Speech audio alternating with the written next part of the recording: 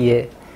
아침부터 들으시느라고 매우 힘드실 것 같은데 배도 고프실 것 같기도 하고 예. 제가 이제 2년 동안 코이랑 코하이랑 이 과정을 만들었고 올해 좀 많이 바뀌긴 했는데요. 뭐 많은 피드백을 주시면 내년에 더 좋은 과목을 만들 수 있도록 노력을 해보겠습니다. 어쨌든 헬스케어가 예전에 이제 지금 쓰고 있는 클리니컬 데이터 말고도 이제 제노믹 레볼루션이기 때문에 제놈 데이터가 이제 어마어마하게 생성될 거고, 뿐만 아니라 이제 엑소제너스 데이터라고 이제 비헤이버나 소셜 이코노미나 인바이러먼탈이나 실제로 병원에 환자가 내원했을 때의 시기는 병원 환자의 라이프를 보면 뭐 1% 미만, 0.1% 미만일 겁니다.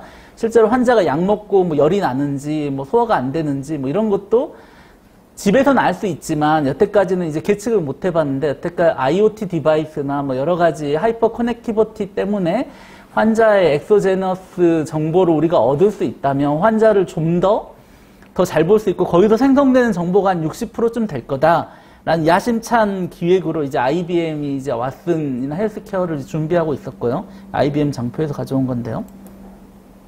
뭐 의료가 너무 많이 바뀌고 있어가지고 뭐 데이터도 이제 디지털이 되면서 폭발적이 되고, 뭐 페이어도 여러 스타일이 생기고, 뭐 밸류를 추구하게 되고, R&D도 이제 그 장님 코끼리 만지기식 하는 게 아니라 뭔가 좀 더 이제 스마트하게 해보자, 뭐 데모그래피도 바뀌고요.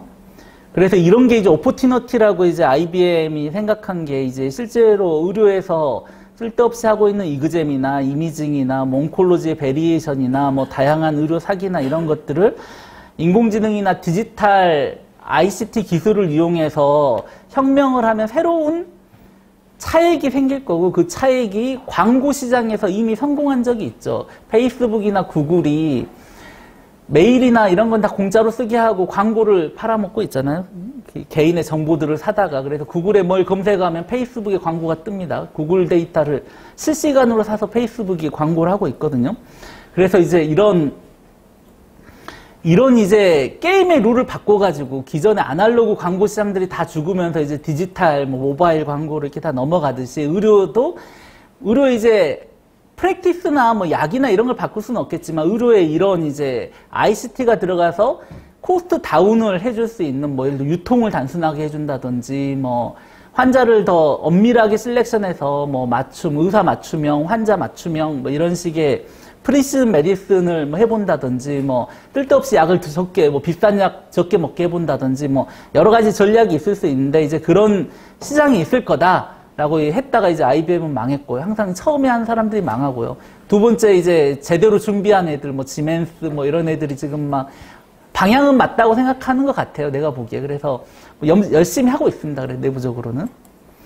그래서 프리시즌 메디슨 더 잘하시겠지만 이제 환자마다 맞춤형으로 뭔가를 해보자는 거고, 뭐 이니셔티브를 했는데 뭐 약은 뭐 굉장히 잘 되고 있는 것 같고요. 근데 이게 이제 보면 약값이 지속 가능하지 않습니다. 어느 나라든. 뭐 미국이 이제 새로운 의료기기가 들어오면 가격과 상관없이 이제 페이를 했다가, 예를 들어 뭐 한 10% 좋은 약이 나왔는데 가격이 2배라면 가난한 나라는 그걸 못 쓰죠. 근데 이제 미국은 이제 부자들만 쓸 수 있는 보험들도 있으니까 그런 데서 먼저 페이하고, 낙수 효과로 그게 점점 싸지면서 가난한 사람도 쓸 수 있게 가격이 다운되면서 이제 특허도 풀리면서 이렇게 들어오는 게 여태까지 이제 의료 산업이 발달하는 메커니즘이었는데, 미국이 그걸 못 하겠다고 한 게 이제 오바마 케어고요. 더 이상 이제 조금 좋다고 가격을 2배씩 뭐 이렇게 줄 수는 없다. 뭐 이게 이제 오바마 케어고, 우리나라도 뭐 비슷합니다. 고령화 사회가 되면서 코스트는 계속 올라갈 건데 의료비가 계속 올라갈 수 있느냐 논란이 있고요. 이게 이제 1950년에 캔서로 10만 명당 죽은 사람 수고, 2003년에 이제 10만 명당 죽은 사람 수인데요. 저희가 이제 타겟티드 드럭이 나왔습니다. 그래서 바이오마커가 이제 그레이트 바이오마커가 있고, 그 마커에 따라 DNA 뮤테이션에 맞는 타겟티드 드럭이 나왔는데 막상 서바이벌 게인이 아주 크지 않습니다. 실제로는 환자가 조금 더 살 수는 있는데, 1년을 몇 개월 더 살 수 있는데 실제로 환자가 죽는 수는 거의 비슷하다는 거죠. 뭐 50년 전이나. 그리고 이제 캔서가 너무 헤테로지니어서 너무 복잡하기 때문에 뭐 그렇고 이뮤노세라피가 이제 새로 나왔는데 어찌됐든 이런 것들을 이제 엄청 복잡한 이제 지노믹스 데이터나 뭐 멀티오믹스 데이터들이 와서 환자 맞춤형 뭐 아니면 뭐 서저리는 의사 맞춤형 뭐 이런 것들을 뭐 3D 프린팅으로 맞춤형 수술 도구를 만들어준다든지 뭐 이런 식으로 해가지고 치료는 더 잘하되 이제 코스트를 더 다운시켜서 쓸데없는 걸 하지 말자는 건데 지금 당장은 이제 코스트가 올라가는 거고요. 기술이 이제 미비하기 때문에요. 근데 이제 이런 이제 빅데이터, 하이퍼 커넥티버티, 의료 환자 맞춤형, 프리시즌 메디슨 이런 트렌드 위에 이제 인공지능이 나타났습니다. 예전에는 빅데이터 레파지토리 얘기를 많이 했는데 막상 빅데이터를 핸들링할 수 있는 방법이 통계밖에 없었습니다. 근데 통계학적으로 잘 안 보이거나 통계도 이제 아주 다차원으로 올라가면 통계학 방법이 별로 없거든요. 그러면 이제 차원을 낮춰가지고 비주얼라이즈해서 인간이 인식해라 뭐 이런 거밖에 없었는데 지금 이제 인공지능이 나타나면서 그 여태까지 우리가 지금까지 가지고 있는 문제의식을 이제 말아서 인간이 핸들링할 수 있는 어떤 도구가 생긴 겁니다. 근데 이제 이 도구가 사람이랑 비교를 해봤더니 아까 바둑 얘기를 들었는데 바둑은 경우 수가 너무 많아가지고 인간이 잘 못한 거고 그래서 5,000년 동안 인간이 뒀던 바둑은 인공지능한테 가르치면 결국은 더 못하게 로컬 옵티멈이었다는 거죠. 5,000년 동안 매우 우울한 얘기긴 한데 본질적으로 생각해보면 바둑이라는 게임 자체가 인간이 잘할 수 없는 게임이라고 이제 요즘에 생각되고 컴퓨터가 더 잘하는 겁니다. 저는 이제 어렸을 때 산수를 잘하면 수학을 잘한다라는 그런 이제 세대에 살고 있었습니다. 그래서 저는 주산학원, 부기학원 뭐 이런 걸 다녔었는데 그리고 나서 사람들이 이해를 했죠. 아, 산수를 잘한다고 수학을 잘하는 건 아니고 첫 번째. 두 번째는 엑셀보다 잘할 수 없고 지금 덧셈 뺄셈을 제 옆에 이제 주산 몇 단 뭐 이제 수학형 시대에 나오니까 옆에 수학 암산 잘하는 애들 엄청 많았는데 쭉 보면은 그냥 다 더하고 막 엄청 능력이 있잖아요. 그래도 엑셀보다 못해요. 왜 그러냐면 틀리거든요. 휴먼이니까. 이제는 그런데 이제 지금 잘 보면 의료에 잡일이 있습니다. 의사 받기 못하는 잡일이 있고 의사도 하기 싫어하는 잡일. 근데 지금 아무도 못 해주니까 이제 그 의사가 이제 꾸역꾸역 하거나 뭐 엄청 괴롭게 하고 있는데 시스템에 사람이 갈려 들어가가지고 하고 있는데 지금 산수하고 똑같은 겁니다. 옛날 주산 열심히 배우면 눈으로 슉 해서 가끔 틀리긴 하지만 이렇게 했던 거랑 엑셀이랑 비교하면 지금 주산하고는 뭐 재미삼아 아니면 두뇌 발달용으로 하지 엑셀을 이길 생각을 별로 안 하잖아요. 그리고 산수하고 수학은 다르다는 걸 알게 됐죠. 이제 의료가 지금 한 통으로 모여 있는데 의료 안에 이제 의사도 하기 싫어하는 의사만 할 수 있는 잡일들이 뭐랄까 이렇게 된다 그러면 이제 앞으로 그거를 이제 의료라고 꼭 불러야 될 거냐? 의료는 그게 아닌 어떤 거로 이제 정의가 될 수도 있겠죠.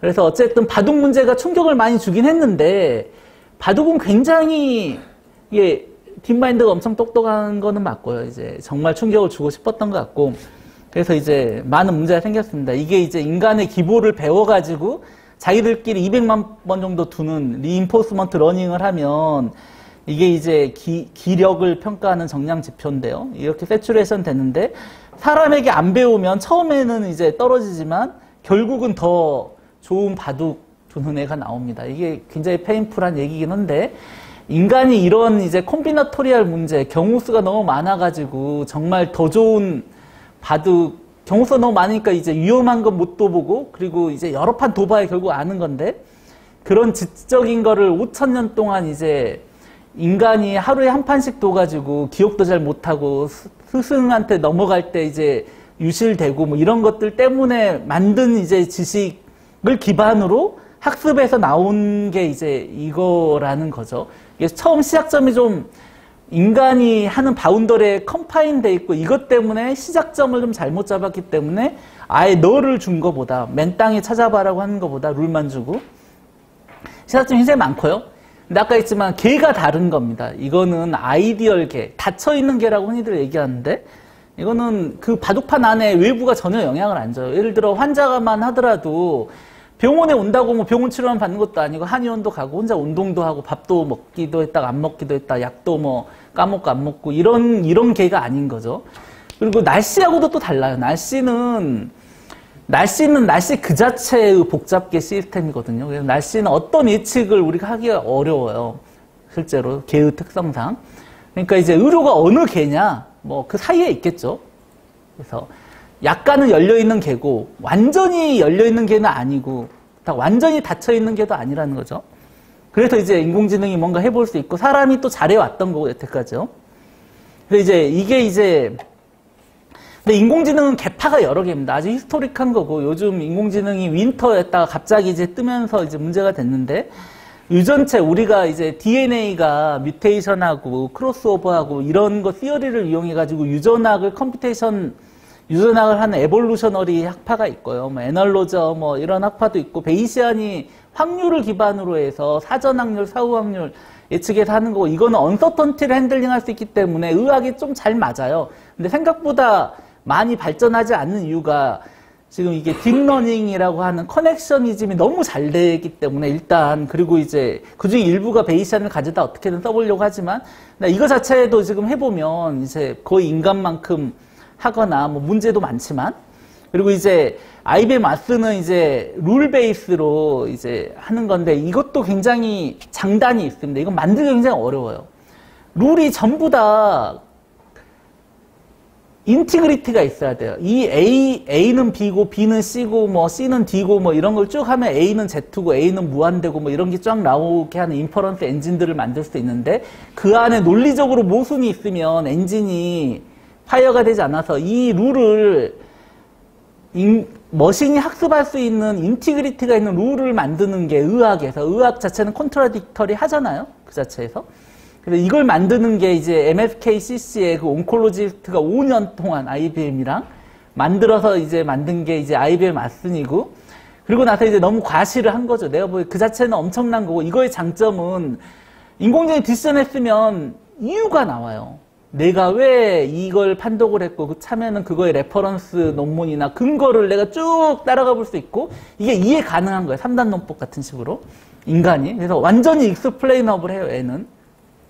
물론 너무 먼 거가 인퍼런스 되면은 많은 단계를 쫓아가야긴 하지만 어쨌든 이 자체는 그런 룰인데 이걸 만드는 건 굉장히 좋지만 아까 했지만 만들기가 너무 어렵고 폭발력이 적어요. 다른 룰을 만들려면 이제 또 거기에 엑스퍼트가 뭐 몇 년간 해야 돼서 잘 재현이 잘 안 되는 거죠. 그래서 앤디 앤더슨이 했다가 실패하고 뭐 IBM 마슨이 한국 들어와서 한국어 버전 만들겠다, 암종 늘리겠다 막 했는데 결국은 70% 잘랐죠. 그러니까 이게 이제 이 어프로치가 가치가 없다기보다는 이 어프로치에 맞는 포지션이 있는데 인공지능과 이렇게 시너지가 생기면서 IBM이 이제 그래서 지금은 이제 사람들이 다 뒤에서 CDFS를 하고 있는데 이제 큰 회사들은요. 요즘은 이제 커넥셔니스트 여기 밑에 이제 PDP 어썸션이라고 뭐 굉장히 재밌는 어썸션들이 많은데 진짜 커넥셔니스트는 인간을 만들고 싶어하는 애들이고요. 이게 이제 네오코그니토론하고 비주얼 코텍스가 이제 심플셀, 컴플렉스셀이 샌드위치로 캐스케이딩 한다라는 거를 헤벨이랑 바이젤이 1959년에 프로포즈하고 노벨상을 받았습니다. 90년에. 근데 이거를 이용해서 이제 클래시파이에 써보겠다고 한 사람이 이제 일본의 이 사람이에요. 이 사람이 이 논문을 79년에 제안을 했고요. 막상 구현해서 써본 사람은 이제 르쿤이고 이거를 유명하게 만든 사람이 힌튼입니다. 힌튼의 제자 알렉스가 이제 이미지넷 챌린지에서 이제 보여줬고 이미지넷 챌린지는 또 이제 뭐 비전하시는 뭐 그 스탠포드 여자 교수님이 만들었기 때문에 이게 이제 그래서 이제 윈터가 여러 번 있었지만 어찌됐든 겪게 됐고요.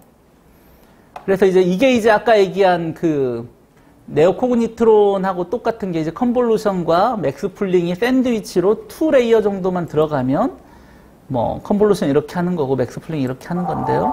그래서 이미지를 놓으면 이제 컨볼루션하고 맥스풀링하고 컨볼루션하고 맥스풀링하고 이제 풀리 커넥티드 레이어 3레이어 정도 붙였을 텐데요. 하면 시냅스 2%만 보이는 건데요. 애큐러시가 뭐 한 99%? 손으로 쓴 글씨 근데 미국 우체국, 미국 사람들 글씨를 굉장히 이상하게 쓰더라고요. 근데 어쨌든 이렇게 하는 이제 네트워크를 만들었고, 이제 쉽게 해서 이제 인간이 그리고 이제 이게 컨볼루션 하면 나오는 이제 데이터들 레벨인데, 이제 필터들은 안 보여주고 있는 거예요. 필터는 자동으로 생성되는 건데, 보면 처음에는 엣지 필터, 엣지를 다양하게 강화하고, 이제 가보 필터, 사람 눈에도 그게 있다 그래요. 맥스에서 사일리언트 피처를 뽑고, 그러다 다시 이제 필터링을 해보면, 이제 여기서부터는 거의 우리가 모르는 피처고요. 이거를 가장 잘 나눌 수 있는 하이 레벨, 여기는 로우 레벨 피처로 여기까지만 해도, 원래 영상이 좀 남아있잖아요. 여기만 돼도 이제 하이 레벨 피처고, 요거를 그냥 더하기 빼기 해가지고 했더니, 이게 6이 제일 높은 거죠. 이제 이런 거를 하는 이제 네트워크를 데이터만 주면 이제 만들어서, 손으로 쓰는 글씨는 이게 사람만큼 나눈다. 아까 샌드위치 레이어 2개만 여도, 4레이어만 여도 나눈다. 이게 이제 큰 스토리고요. 이게 잘 보면, 70년대 고양이 실험인데, 고양이의 고양이도 이제 비전을 발전시켜야 되잖아요? 비주얼 코텍스에 이제 액션 포텐셜을 찍고 있는 건데, 요거에 이제 자극을 주면 이제 액션 포텐셜이 생기는, 이런 비주얼 코텍스를 이제 고양이는 스스로 했을 텐데, 우리는 아티피셜리 이제 만들 수 있다라는 게 이제 지금 생각이고요. 그래서 우리가 이제 이 도메인을 잘 이해를 해보셔야 되는데, 이게 이제 계속 나올 겁니다. 데이터 측면에서는 데이터가 스파스하냐, 덴스하냐, 컴팩트하냐, 스파스하냐, 이런 거고, 예를 들어, 엑스레이를 하나 줬는데, 이 엑스레이가, 병이 있느냐, 없느냐 하면 0, 1이잖아요. 이런 게 이제 스파스한 데이터예요. 근데 이제 엑스레이가 픽셀 바이 픽셀로 이 픽셀은 병이 있는 픽셀이고, 이 픽셀은 병이 없는 픽셀이다. 이렇게 하면 엑스레이 크기만큼 픽셀 바이 픽셀의 레이블이 있는 거잖아요. 이런 거를 이제 덴스한 레이블이라고 생각하시면 되고요. 변수명이 작냐, 이거 로그 스케일입니다. 밀리언, 100만 개냐, 이렇게 했을 때, 데이터가 스파스하고 변수도 적으면 인간은 인투이션으로 잘해요. 인간은 왜 그러냐면 마더 브레인이 있는 거예요. 아까 동물도 자기 비주얼 코텍스를 발전시킨 것처럼 인간이 10억 뷰 정도를 보고 10억 뷰에 대한 피드백, 예를 들어 이게 고양이고 얘는 개가 아니고 이런 식으로 이제 포지티브만 가르치는 게 네거티브도 가르쳐주고 좋듯이 이거는 지난번에 봤던 고양인데 좀 다른 고양이고 이렇게 10억 뷰를 하면 인간의 비주얼 코텍스가 완성된다 그래요. 그럼 고양이도 그 정도 했는데 아무도 안 가르쳐줘도 자기가 스스로 이제 배울 수 있겠죠. 부닥쳐보거나 아니면 엄마가 가르쳐줄 수도 있지만 어쨌든. 근데 이제 인간이 만든 이미지넷도 100만 뷰고요. 포지티브만 가르쳐 있어요. A가 A다라만 가르치지 A 이런 거죠. 그래서 그리고 한가운데만 가르치고 있고 그래서 이제 이미지넷 가지고 한계가 있다고 생각을 해서 지금 BERT라고 이제 영상에서는 10억 뷰 정도를 학습시키려면 이제 GPU도 많이 들어가고 만들 수는 있는데 이 레이블 자체는 인간이 할 영역이 아니에요. 페이페이 리 교수가 이미지넷 학습하는데 몇 년 걸렸고 그 데이터 만드는 데만요. 이미지넷 안에서도 에러가 한 10% 정도 있거든요. 지금 아직도. 이제 간단히 얘기하면 이제 그런 지금 인간이 아주 어렸을 때 비주얼 코텍스를 학습시킬 때 했던 데이터셋 자체도 인간이 아티피셜리 만들 수 없는 상황인데 그거를 그래서 이제 내추럴 랭귀지 프로세싱 언어에서 이제 만들었는데 먼저 아무 기사 예를 들어 뉴욕타임즈 몇십 년 기사가 디지털로 있습니다. 이미 퍼블릭 도메인에 그 기사를 꺼내서 랜덤하게 4단어를 연속된 4단어를 꺼내는 거예요. 그러면 10억 개를 꺼낼 수 있잖아요. 4단어만 꺼내면 기사는 엄청 많으니까요. 그리고 나서 앞에 3개를 가지고 4번째 단어를 예측하는 거는 레이블이 필요 없는 문제입니다. 이런 게 이제 셀프 슈퍼바이즈드 레이블이고요. 근데 이 4개를 쓰는 이유가 있을 거잖아요. 3단어가 4번째 단어를 어떤 이유로든 지시하고 있을 거야. 랜덤하게 뽑아도. 맞죠? 이거를 10억 개 정도 보면 마더 브레인, 언어에 대한 마더 브레인이 생기지 않겠느냐. 그리고 그거를 만든 다음에 알려져 있는 언어 문제, 내추럴 랭귀지 프로세싱 문제 15개의 트랜스퍼 러닝을 했더니 모두 다 1등을 했습니다. 즉 이게 기존의 데이터셋이 가지고 있는 한계가 인간 레벨이 아니고 인간 레벨을 만들 수가 없으니까 쉬운 셀프 슈퍼바이즈 러닝을 인간 레벨로 만들어서 도메인 문제에 트랜스퍼 러닝 하는 게 더 좋다. 라는 거를 이제 스탠포드 인공지능이라고 배어인가요? 걔들이 버트라는 논문을 쓰면서 증명을 했죠. 요즘에 이제 베리에이션이 나와서 조금 더 좋은 게 나왔지만 어쨌든 이거는 이제 뭐 굉장히 재밌는 얘기들이 많은데 어쨌든 우리가 이제 데이터 헝그리하고 여전히 이제 딥러닝이 제대로 학습이 잘 안 되는 이유가 많거든요. 데이터 자체도 문제가 많고 레이블도 우리가 잘 못 만들고 의료 자체는 레이블이 임밸런스 하기도 하고 노이즈러스 하기도 하고 그리고 선생님들은 특히 트랜스퍼 러닝을 하고 있는 게 비주얼 코텍스는 아까 10억 뷰에 아주 어렸을 때 만들었던 거를 가져다가 뭐 영상학을 갔으면 영상학을 했거나 뭐 다른 내과를 했으면 내과를 하고 있는데 그게 다 트랜스퍼 러닝을 하고 있는 건데 막상 이제 우리가 가지고 있는 인공지능 학습할 수 있는 데이터는 이제 그만큼 사이즈가 없는 거죠.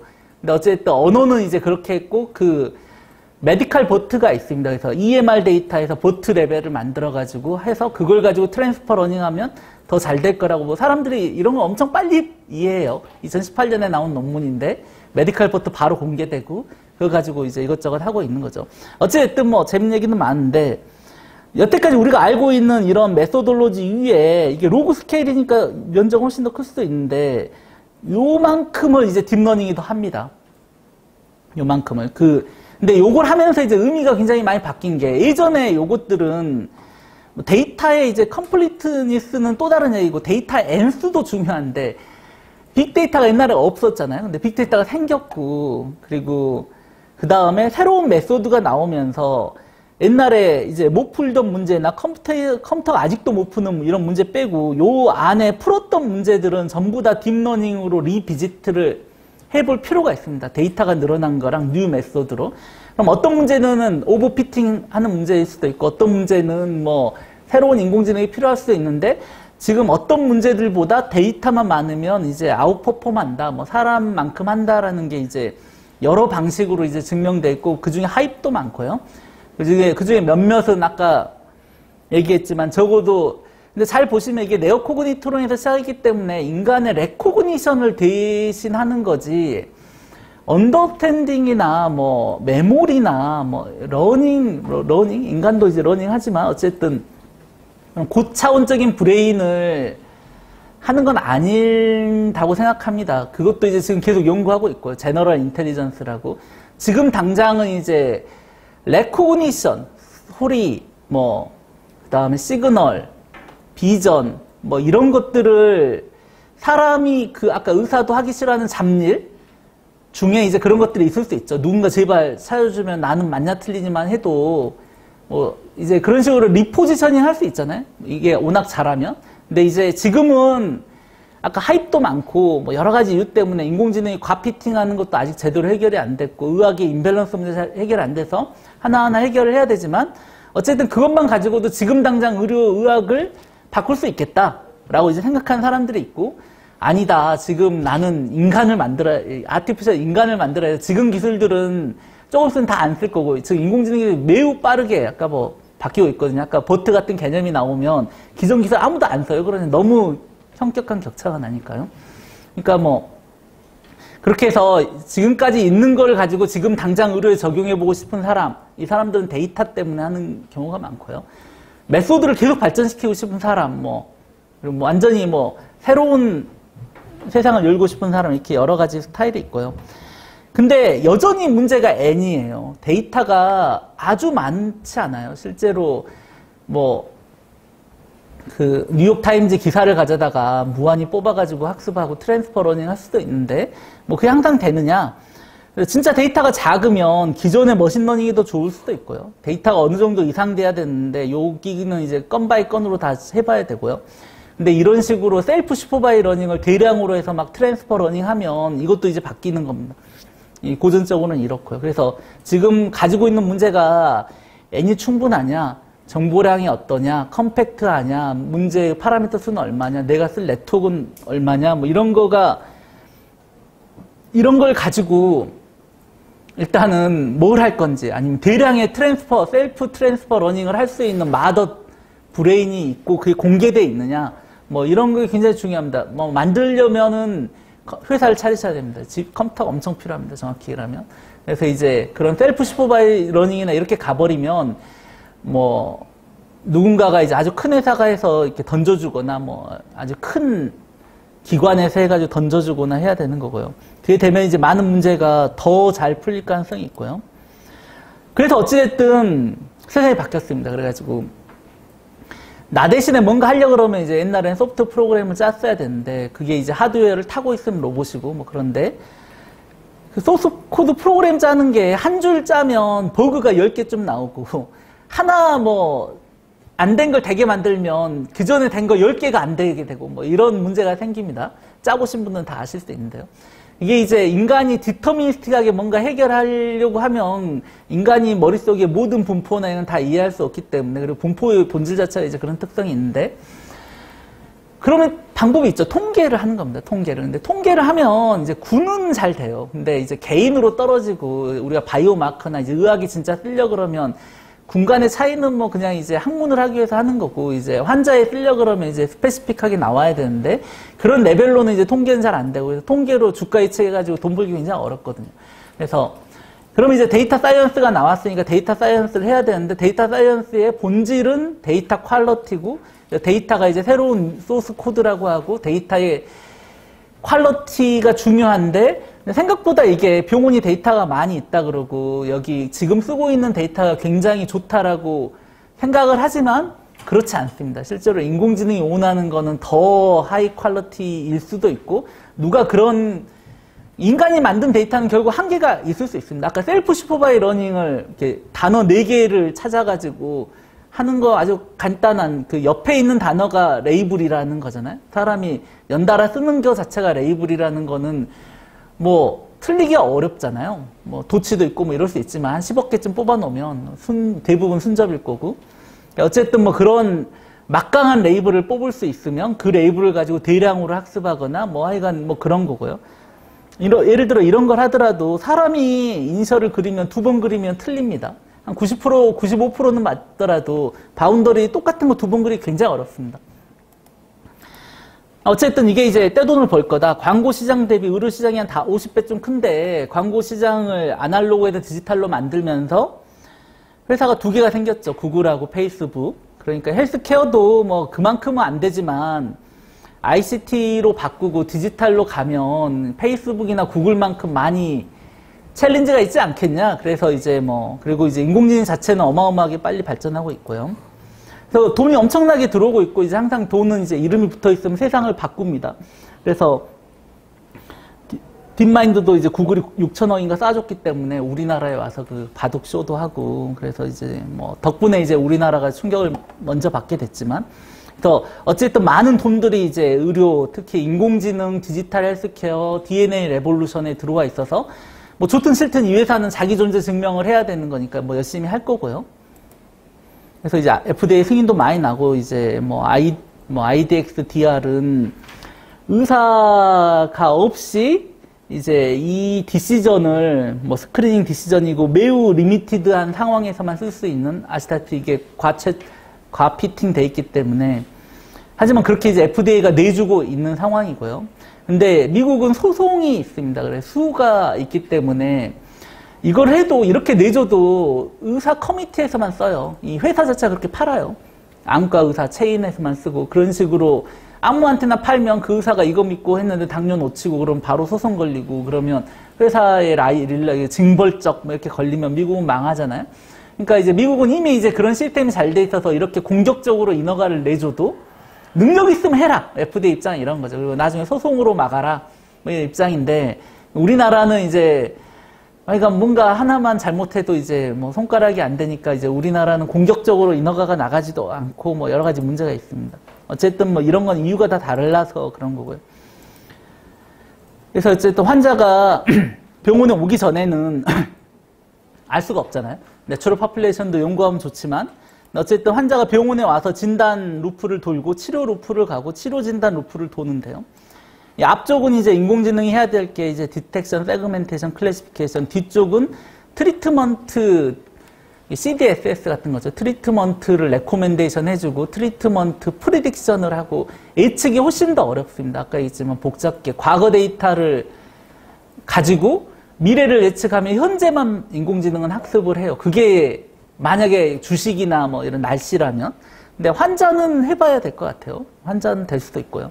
어쨌든 그런 프리딕션을 해야 되고요. 특히 의료 영상, 뭐 병리, 뭐 영상 쓰는 데는 굉장히 많은데 어쨌든 거기서 거의 모든 인간이 특히 의사가 하는 뭐 하기 싫어하는지 어쩐지 모르지만 뭐 이런 것들은 이제 인공지능이 도와줄 수 있습니다.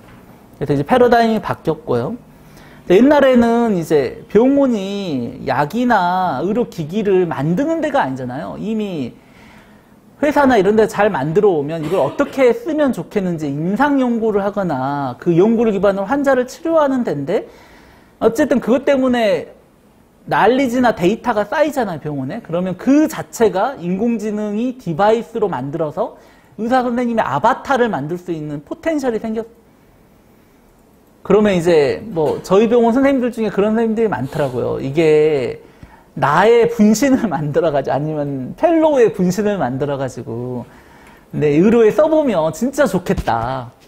어떻게 보면 이게 그게 진짜 좋으면 이제 진짜 제너럴 의료기기가 될 수도 있지만 어쨌든 의사 선생님 입장은 자기의 디시전이나 이런 걸 남에게 가르치기 너무 어렵고 근데 그거를 자기 데이터는 남아있으니까 그걸 가져다가 하면 그리고 이제 만들어가지고 조금 이따 보여드리겠지만 자기랑 비교해 보는 거죠. 이렇게 쭉 환자 케이스 오면 나는 이렇게 생각했는데 얘는 뭐라고 생각했는지 뭐 이렇게 쭉 보면서 진짜 이게 가치가 있는지 보는데 어쨌든 그런 포텐셜이 생겼습니다. 그래서 병원의 데이터가 그 자체가 이제 의료기기가 될 수 있는 가능성이 생겼고요.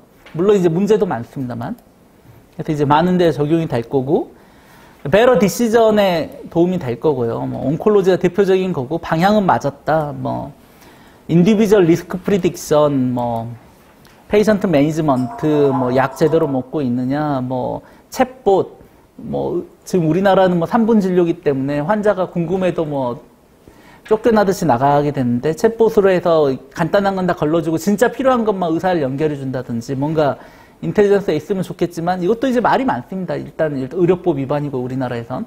그리고 얘가 틀리면 어떻게 할 거냐, 그 혈당 같은 걸 미리 예측해가지고 그 나중에 저혈당 오기 전에 미리 뭐 캔디 하나 드세요. 뭐 근데 이제 하지만 가장 중요한 게 이피션시를 올립니다. 이게 아까 얘기했지만 사람이 끼어 있으면서 시스템 전체에 생기는 이피션시가 있습니다. 인 이피션시가 있습니다. 그거를 인공지능으로 대체함으로써 여태까지 못했던 거를 하게 한다든지 아까 얘기했잖아요. 제가 이미 진단은 오버 다이고노스 상태인데 거기다가 인공지능 진단을 인다고 인간이랑 컴피티션을 하는데 더 좋아질 거냐.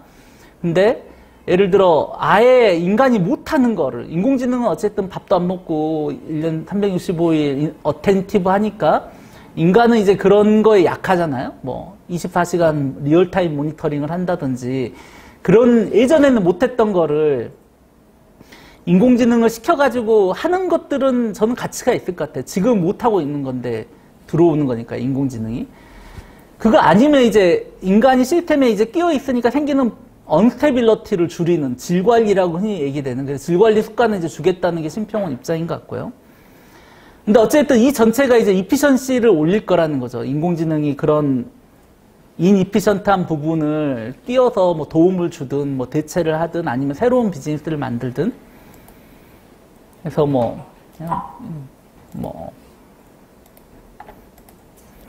근데 이제 지금 이제 점점 이제 사람들이 하입이 깨지면서 아이템을 이제 인공지능이 이제 되는 건 좋은데 그러면 뭘 할 거냐? 뭐 만들어 보고도 싶고 내 데이터도 해보고 싶고 뭐 여러 가지 입장이 있잖아요. 그런데 뭐 처음에는 이제 의료인을 대체하겠다 이렇게 해가지고 뭐 그 엔리틱이라는 회사가 사장이 잘렸습니다. 그래서 근데 이제 보안을 할 거냐? 뭐 당연히 보안으로 가겠죠. 이제 정신을 차렸으니까. 그리고 영상, 병리, 생체 신호, 음성, 내시경 뭐 수많은 모달러티들이 있는데 이 모달러티 중에 잘 되는 게 있고 아직도 잘 안 되는 게 있고 자연어가 잘 안 되다가 요즘 버트 때문에 좀 잘 나가고요. 또 대기업이 할 수 있는 게 있고요. 뭐 선생님들이 할 게 있고 뭐 랩에서 할 수 있는 게 있고 뭐 이게 이제 점점점 떨어집니다. 구글 같은 경우는 신입 직원이 GPU 3,000개를 써요. GPU 하나에 뭐 1,000만 원짜리도 있고 뭐 100만 원짜리도 있지만 어쨌든 3,000개를 쓰는 거는 웬만한 데선 할 수가 없는 일입니다. 레이블링 너무 비싸요. 플랫폼 특별한 게 필요하다는 거죠. 여기 이제 DGX-1이라고 슈퍼컴퓨터, 뭐 몇 년 전 슈퍼컴퓨터급이 이제 1억이나 2억 좀 주면 살 수 있는데 뭐가 문제냐면 크기도 요거밖에 안 하는데 켜놓으면 비행기가 날아가요. 이 방 전체 아무도 있을 수가 없어요. 그러니까 뭐 이런 이제 수많은 문제들이 있는 거죠. 근데 더 큰 문제는 이런 거는 뭐 잘하면 되는 거죠. 돈으로 해결할 수도 있고. 근데 플랫폼이 문제입니다. 레귤레이션. 지금 환자 데이터 보호, IRB가 지금 전부 다 보수적으로 바뀌었고, 병원들이 이제 빅데이터기 때문에 데이터가 많이 나가는 거에 대해서 다 이제 텐터티브 하고 있고요. 그래서 이제 수많은 이슈가 있습니다. 그래서 이제 처음에 이제 이게 뭔가 될 것 같다라고 이제 혁신적으로 들어왔는데, 의학에서 이게 하입이 너무 많고, 뭐 아까 박성호 선생님 잘 얘기해 주셨겠지만, 수많은 문제가 있어서 의료계도 이제 훨씬 더 뭐 쓰는 건 좋은데, 어텐티브하게 써야 된다. 그리고 잘 써야 된다라는 식으로 이제 했고요. 뭐 당연하겠죠. 그리고 예전에 이제 뭐 네이처 뭐 이런 자마 이런 데 나온 거는 인공지능 관점에서 쉬운 것만 한 겁니다. 2차원이고 뭐 칼라 영상에 트랜스퍼 러닝 되고 뭐 레이블도 비교적으로 뭐 사람하고 돈만 때려이으면 할 수 있는 뭐 이런 거고. 그래서 실제로 이거는 사람도 잘하고 이렇게 웬만하면 이제 사람이 한 방에 할 수 있는 영상이나 뭐 이런 것들은 실제로 임상 현장에 들어가려면 걔가 진짜 아웃퍼폼하더라도 증명하는데 뭐 몇십 년 걸릴 가능성이 있습니다. 근데 뭐 예를 들어 뭐 병리라든지 병리는 프랙티컬리 인간이 다 못 보니까 근데 인공지능은 뭐 1000바이1000 정도를 미리세컨드로 보거든요. 그러면 병리 10편 전체를 볼 포텐셜이 있잖아요. 아니면 시그널도 24시간 모니터링 되고 있는 시그널이 실시간으로 쭉 보고 있는 게 아니잖아요, 인간이. 그런데 뭔가 소리 날 때 보는데 그 전에 뭐 여러 채널을 보고 있다면 이제 진짜 이제 아까 얘기했지만 인간이 잘 못하는 거 뭐냐, ER.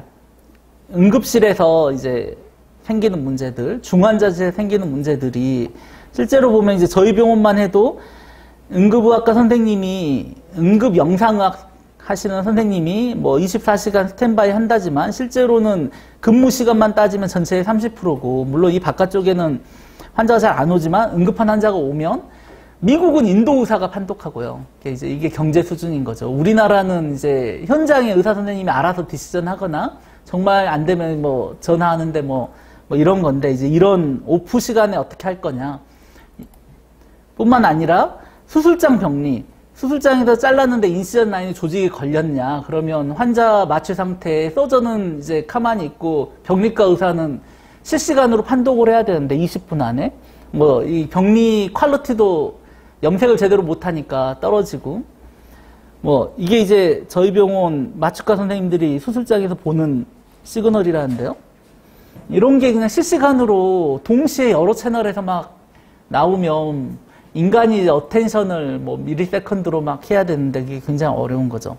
그래서 이제 정말 사람이 못하고 정말 필요한 거, 임상 현장에 필요해서 근데 이런 것도 인공지능이 충분히 할 수 있지 않겠느냐. 문제를 이제 현실 문제로 좀 더 바꿔야 된다는 거고요. 제가 이제 이런 언맷 니드를 좀 근데 이제 이게 의학 문제랑 좀 해서 실제로 의료 영상은 기본적으로 임밸런스합니다. 어떤 질환은 아주 많고 어떤 질환은 거의 없고 정상은 훨씬 많은데 정상 중에 또 병원에 안 오는 정상은 더 많고 뭐 이런 거잖아요. 그래서 이제 이런 걸 해결할 수 있는 방법이 뭐냐. 또 레이블링이 너무 비싼데 레이블링을 어떻게든 싸게 하거나 더 정확하게 하거나 좋게 하거나 지금 이제 가베지가 들어가면 가베지가 나오기 때문에 아까 뭐 바둑도 마찬가지예요. 인간이 둔 기보를 가지고 학습하니까 인공지능이 더 나쁜 수준으로 학습이 되듯이 처음에 데이터를 잘 줘야 되는데 우리가 지금 만들 수 있는 데이터가 그 정도 퀄리티냐 더 좋은 데이터를 만드는 방법은 없느냐 뭐 그리고 이제 기본적으로 멀티센터에서 돌아야 되는데 멀티센터에 생기는 도메인 어댑테이션 이슈 뭐 그리고 블랙박스 이제 이게 인공지능만 잘하면 안 되고 의학을 발전시켜야 되잖아요. 그래서 이제 그리고 익스플레이너블하고 언더스탠더블 해야 인간도 이제 믿고 쓰고 의학도 되고 뭐 어차피 책임은 또 의사가 질 가능성이 있어서 뿐만 아니라 이제 의학 자체에 있는 언서턴티, 데이터에 있거나 디시전에 있거나 뭐 이런 언서턴티, 또 이게 바이오마커가 되려면 할 때마다 똑같은 결과가 나와야 되니까 리프로듀서빌리티, 요즘 이제 생성 모델을 기반으로 노벨티 디텍션을 하는 아예 언슈퍼바이즈로 가면 어떻게 되냐. 대량의 레이블이 비싸니까 데이터 자체는 많지만 레이블이 적어가지고 빅데이터를 못 만드는 경우면 테이블 자체를 때려 여가지고 노벨티, 아노말리 디텍션을 해보자. 또 이런 거를 이제 심리스하게 쓸 거면 이제 병원에 차트 리뷰하거나 뭐 이러지 말고 빅데이터 팩스를 만들어가지고 써보자. 아니면 이미지를 가지고 바로 서바이벌을 예측하는 딥 서바이벌. 여기서 이미지는 학습할 수 있으니까요. 또 의사 선생님이 치료할 때 디시전 서포트라든지 환자의 서바이벌을 예측해보자. 뿐만 아니라 이제 공을 떨어뜨리면 이제 바운딩 하잖아요. 이런 비디오를 아주 많이 학습을 하고 이 비디오 다음 프레임이 공이 어떻게 움직일 거냐 생성해보라 그러면 인공지능이 생성을 하거든요. 쉽게 해서 중력과 그 반발을 배우는 거죠. 이게 간단한 물리긴 하지만. 근데 그거 하나를 배우기 위해서 어마어마하게 많이 가르쳐야 돼요.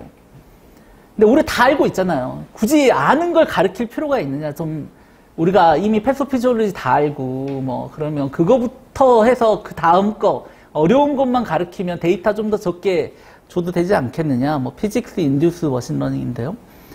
뿐만 아니라 이제 뭐 어드버시 어택 뭐 뿐만 아니라 이제 어플리케이션들 뭐 이렇게 저희가 하고 있는 거. 그래서 이제 저는 이제 처음에 이런 임밸런스가 굉장히 중요하다고 생각해서 저희가 이제 폐 ILD라고 이제 굉장히 뭐 레어한 질환인데 요즘 점점 늘고 있다고 그러는데요.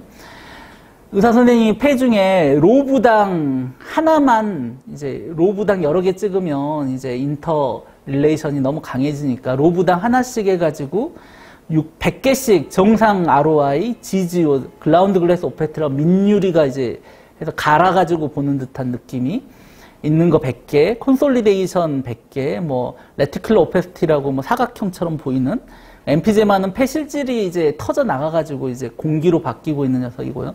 허니컴은 이제 이거의 최종물인데 폐가 석회화되면 이제 벌집 타입이 이제 가장 안정적인 모양이니까 벌집 타입으로 되는 거를 100개씩 찍어주셨는데 이제 어떤 거는 너무 레어하고 이 안에도 임밸런스, 이게 다 DILD 환자긴 한데 어떤 케이스는 있다는 건 알지만 뭐 이 패치 크기도 꽤 크니까 이만큼 큰 영역이 100개씩 있어야 되는데 로브당 하나씩 찍어야 되니까 굉장히 복잡한 문제인 거죠. 그래서 뭐 다 뒤져가지고 막 찍어주셨는데 그걸 가져다가 이 자체는 100개지만 실제로 실제에서는 뭐 이렇게 잘라져 있을 거잖아요. 어디까지는 정상이고 어디까지는 지지오고 뭐 어디까지는 레티큘라고 뭐 이게 트랜지션하는 병이고 선생님들은 또 이게 바운더리 그리기는 굉장히 어려워하시더라고요. 이게 진짜 100% 패치다 뭐 이렇게는 얘기해 줄 수 있는데 그래서 저희가 랜덤하게 펄린 노이즈를 이용해 가지고 이제 패치를 제너레이션하고 이거를 학습시켰더니 이 펄린 노이즈는 복잡계에 기반하고 있는데 이제 게임에서 구름을 만든다든지 테레인 뭐 전투할 때마다 판이 바뀌면 좋잖아요. 그런 걸 하거나 불꽃 같은 걸 만드는 이제 내추럴리티를 이제 모델링하는 기법이고 뭐 한 10,000번 정도 한 10만 번 정도 사이테이션 된 게임에서 어마어마하게 쓰는 건데 일종의 노이즈를 줘가지고 랜덤 한 벡터를 만들어가지고 이거를 스레스홀딩해서 만들면 그럴싸한 지도도 나오고 그럴싸한 구름도 나오고 사람은 거의 구분 못하는 요즘 게임 해보시면 거의 리얼리스틱한 게 이제 이 바닥이 이런 게 있는 건데 요걸 가져다가 생성을 해서 폴린을 였더니 그냥 똑같은 숫자로 오그먼테이션 한 것보다 더 좋더라. 그래서 임벌런스를 좀 해결해 봤는데 요즘에 이제 좀 더 우아한 게 이제 겐인데요. 이 파란색이 이제 엑스레이에서 나오는 건데 뉴모소락스가 한 2,000개, 이데마가 3,000개, 이퓨전이 12,000개, 노말이 13,000개, 카디오메갈리가 15,000개. 아마 이게 뭐 특정 기관에서 엑스레이를 꺼내면 이게 내추럴 아마 오커런스로 보이는데요. 가다가 임밸런스니까 밸런스를 최소에 맞춰가지고 학습을 시켰더니 이제 에큐러시가 이제 기어가고요. 원래대를 학습을 했더니 3개만 학습하고 2개는 버립니다. 그래서 이렇게 한 60% 3개만 맞추니까. 그리고 한 2,000개부터는 개인 제너레이션 되는데 그래서 3만 개로 이제 전부 다 미싱된 걸 다 만들어가지고 였더니 이제 밸런스를 잡는 거죠. 그래서 이제 개인을 가지고 생성을 한 게 이런 임밸런스 문제를 해결하겠다. 뭐 물론 이제 한두 개 있는 것도 있으니까 이것도 이제 한계가 있는 거고요. 몇천 개는 있어야 되니까요. 이건 더 재밌는 건데, 실제 영상으로 학습을 해봤더니 애큐러시가 이렇게 나오는데요.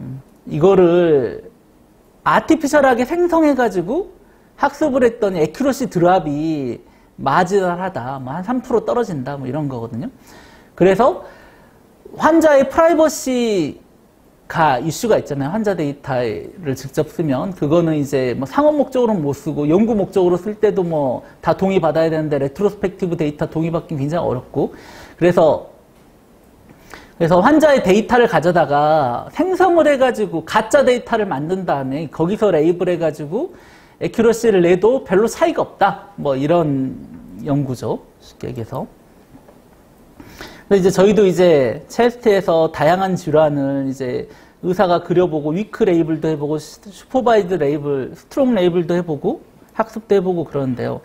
이게 이제 이미지넷 아마 보신 분들은 알겠지만 이미지 한가운데 개가 이때만하게 있어요. 그 이미지 한가운데 고양이가 이때만하게 있는데 엑스레이는 뭐 엑스레이 자체는 뭐 비슷하게 다 생겼는데 폐의 아주 일부에 아주 희끄무레한 게 조금 있으면 이게 런캔서고 뭐 이런 거잖아요.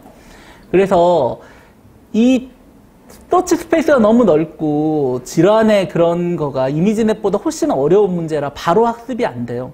그래서 저희가 디지즈 위치를 그려놓은 게 있어서 이건 CT로 컨펌해가지고 엑스레이 그려놓은 데이터가 있어서 그걸 가져다가 패치만 뜯어서 그 위치만 쓰는 거죠. 패치만 뜯어서 랜덤하게 뜯어가지고 패치를 그걸 가지고 학습을 하니까 이제 6클래스가 동시에 학습이 되고요. 병이 여러 개 있을 수도 있으니까 동시에 학습을 시켰고 그걸 가져다가 전체로 트랜스퍼 러닝 하니까 쉬운 걸 풀고 나서 이제 어려운 문제를 푸니까 이제 훨씬 더 쉽게 푸는 이게 이제 사람하고 굉장히 비슷합니다. 인공지능은. 그래서 질환을 먼저 보고 질환의 패턴을 본 다음에 영상 전체에서 풀어라는 식으로 해서 어텐션을 우리가 이런 식으로 인위적으로 주는 건데 저희가 아까 이 디지즈별로 거의 1000장, 뭐 서울대 분당에서 1000장 해가지고 2000장씩 한 10,000장 그렸는데요. 근데 한 100장만 이렇게 해도 트랜스퍼 러닝이 되고 이게 학습이 되고요. 이게 학습된 다음에 요거는 그냥 만장으로 돌려도 되거든요. 위크 레이블만 가지고. 이제 이런 것들을 하면 레이블을 최소로 하면서 그리고 이렇게 훨씬 어려운 문제, 엑스레이처럼 큰 영상이 아주 조그만한 게 병이인데 이런 것들을 동시에 학습시키면 이제 물론 하나씩 학습하면 됩니다. 정상 하나, 노즐 하나에서 이 정상에서 노즐 나누는 거, 뭐 정상 하나, 콘솔리데이션 하나 해서 정상에서 콘솔리데이션 나누는 거 이렇게 하면 클래시 파일 여러 개 만든 다음에 여러 번 돌려봐야 되고 걔들끼리 막 컨트라딕터리 하거나 얘는 또 멀티 레이블이니까 한 엑스레이 병이 여러 개 있을 수 있잖아요. 그런 문제들이 이제 훨씬 더 복잡한 문제 나중에 생기고 학습은 쉬운데 이 한 방에 학습하면 이제 뭐 장점이 좀 있습니다. 클래시 파일 하나만 생기고요. 그래서 이제 패치를 뜯는 방법들이고요. 잘 랜덤하게 그러면 그냥 학습하면 학습이 되긴 되지만 애큐러시도 더 높은 데서 수렴하고 엄청 오래 걸립니다. 근데 커리큘럼 러닝으로 트랜스퍼하면 훨씬 더 빨리 학습하고 애큐러시도 좋다. 뭐 이건 뭐 당연할 것 같고요. 이거 이제 잘 알려져 있는데 막상 이제 의료에서는 잘 안 쓰는데요. 이거 이제 뭐 이런 애큐러시들은 워낙 많아서 이거는 이제 내시경도 똑같습니다. 내시경이 이제 뮤코자를 통과하면 이제 서전이 와서 잘라야 되고요. 그리고 아니면은 이제 뭐 내시경 안에서 자를 수 있다는데 요거를 구분하는 게 이제 임밸런스가 굉장히 심해서 내시경도 이 위치 중심으로 쉬운 문제를 하고 나서 이제 트랜스퍼 러닝에서 학습을 했더니 굉장히 잘 되고요.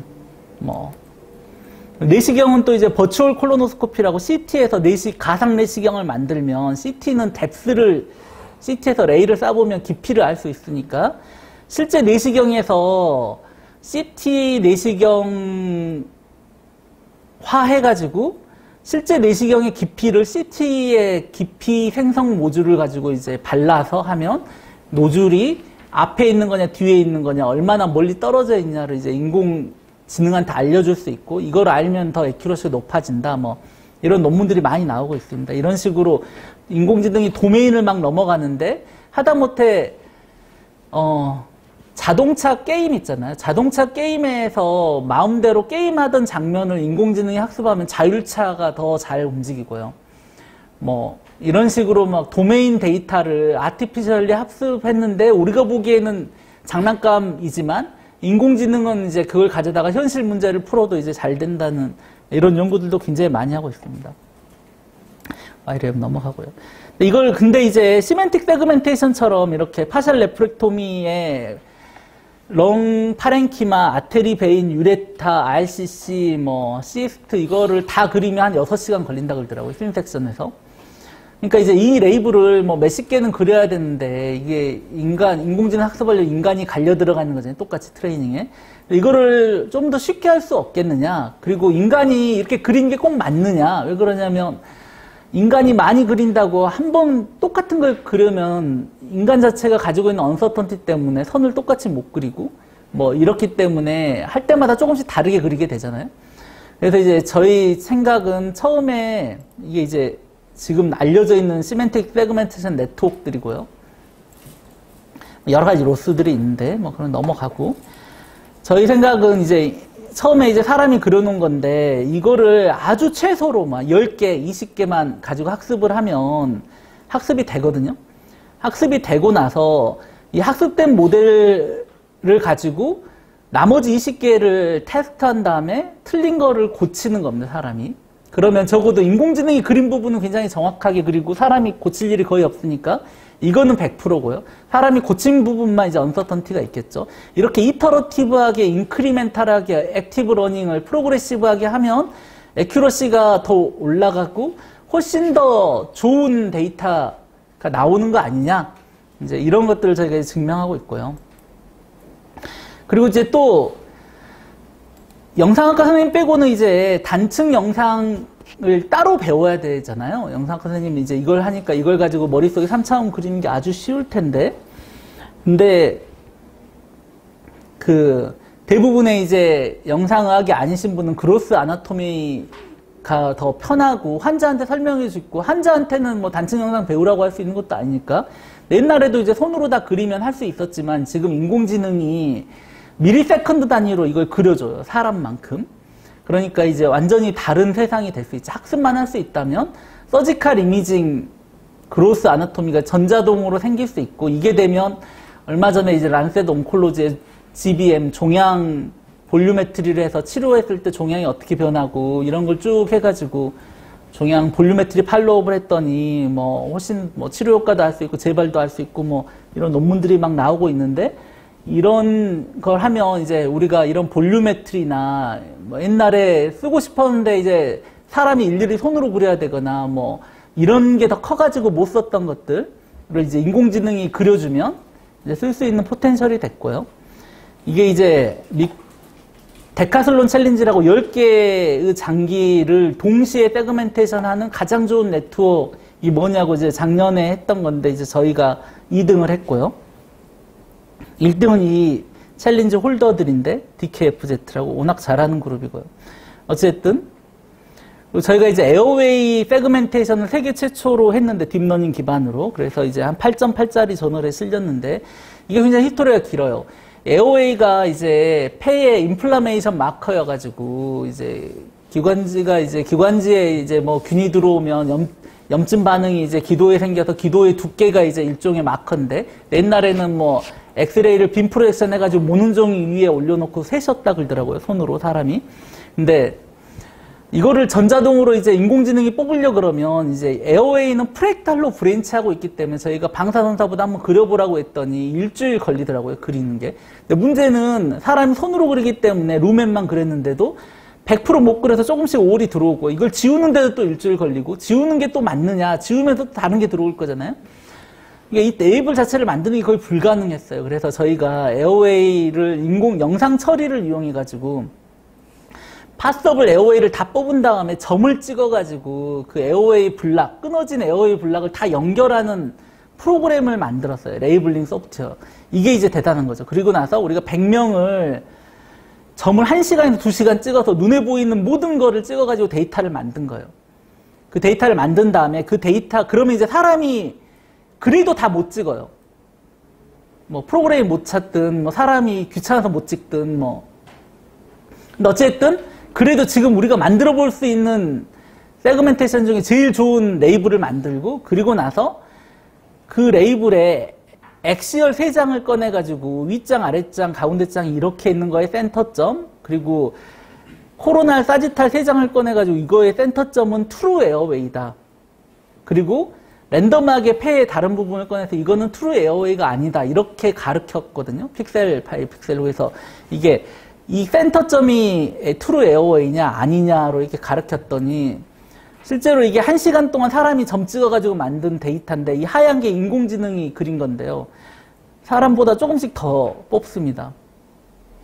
그리고 이게 이제 오픈 챌린지 데이터인데 센서티비티는 스테이트 오브 디아트를 했고 폴스 파이티가 많은데 이 폴스 파이티 저희가 봤더니 이때 만든 이 정답은 너무나 크루드해가지고 이게 다 에어웨이인데 정답이 틀려가지고 폴스 파지티브로 와 있는 거죠. 그래서 이제 이 저널에 실렸고 어찌됐든 한두 시간 점을 찍어서 만들었던 거를 2분 내 사람의 노 인터액션으로 이제 에어웨이를 재고 이제 그런 식으로 이제 우리가 에어웨이를 재니까 이제 에어웨이에 있는 이미징 바이오마커 월 시크니스나 이런 걸 뭐 브랜치당 뭐 세그먼트당 뭐 로브당 뭐 이렇게 다 꺼내가지고 하면 이걸 가져다 이 패턴으로 뭐 비슷한 사례를 찾아볼 수도 있고 뭐 치료 반응을 볼 수도 있고 뭐 그리고 빅데이터 이게 사람의 노 인터액션이니까 그냥 GPU만 있으면 데이터 다 때려이면 뭐 100만 명이든 1000만 명이든 계산할 수 있는 거죠. 그리고 나서 이제 펜은 이제 로브로 쪼개져 있으니까 로브를 해야 되는데 로브가 한 80%가 아노말리티가 있다고 들었습니다. 이제 페이크 피처나 인컴플리트 피처나 뭐 액세서리 피처나 이런 것들이 있기 때문에 그래서 저희가 1000개를 꺼내가지고 한 200개만 학습을 시켰더니 애큐러시가 이 정도 나왔는데 저희가 이제 다른 목적으로 로브를 1000개를 뭐 프로그램과 사람 손으로 이렇게 만들어 놓은 게 있는데요. 근데 이게 이제 애큐러시가 나쁘진 않지만 뭐 이런 라이트 미들 로브처럼 이게 잘 안 되는 것도 있고요.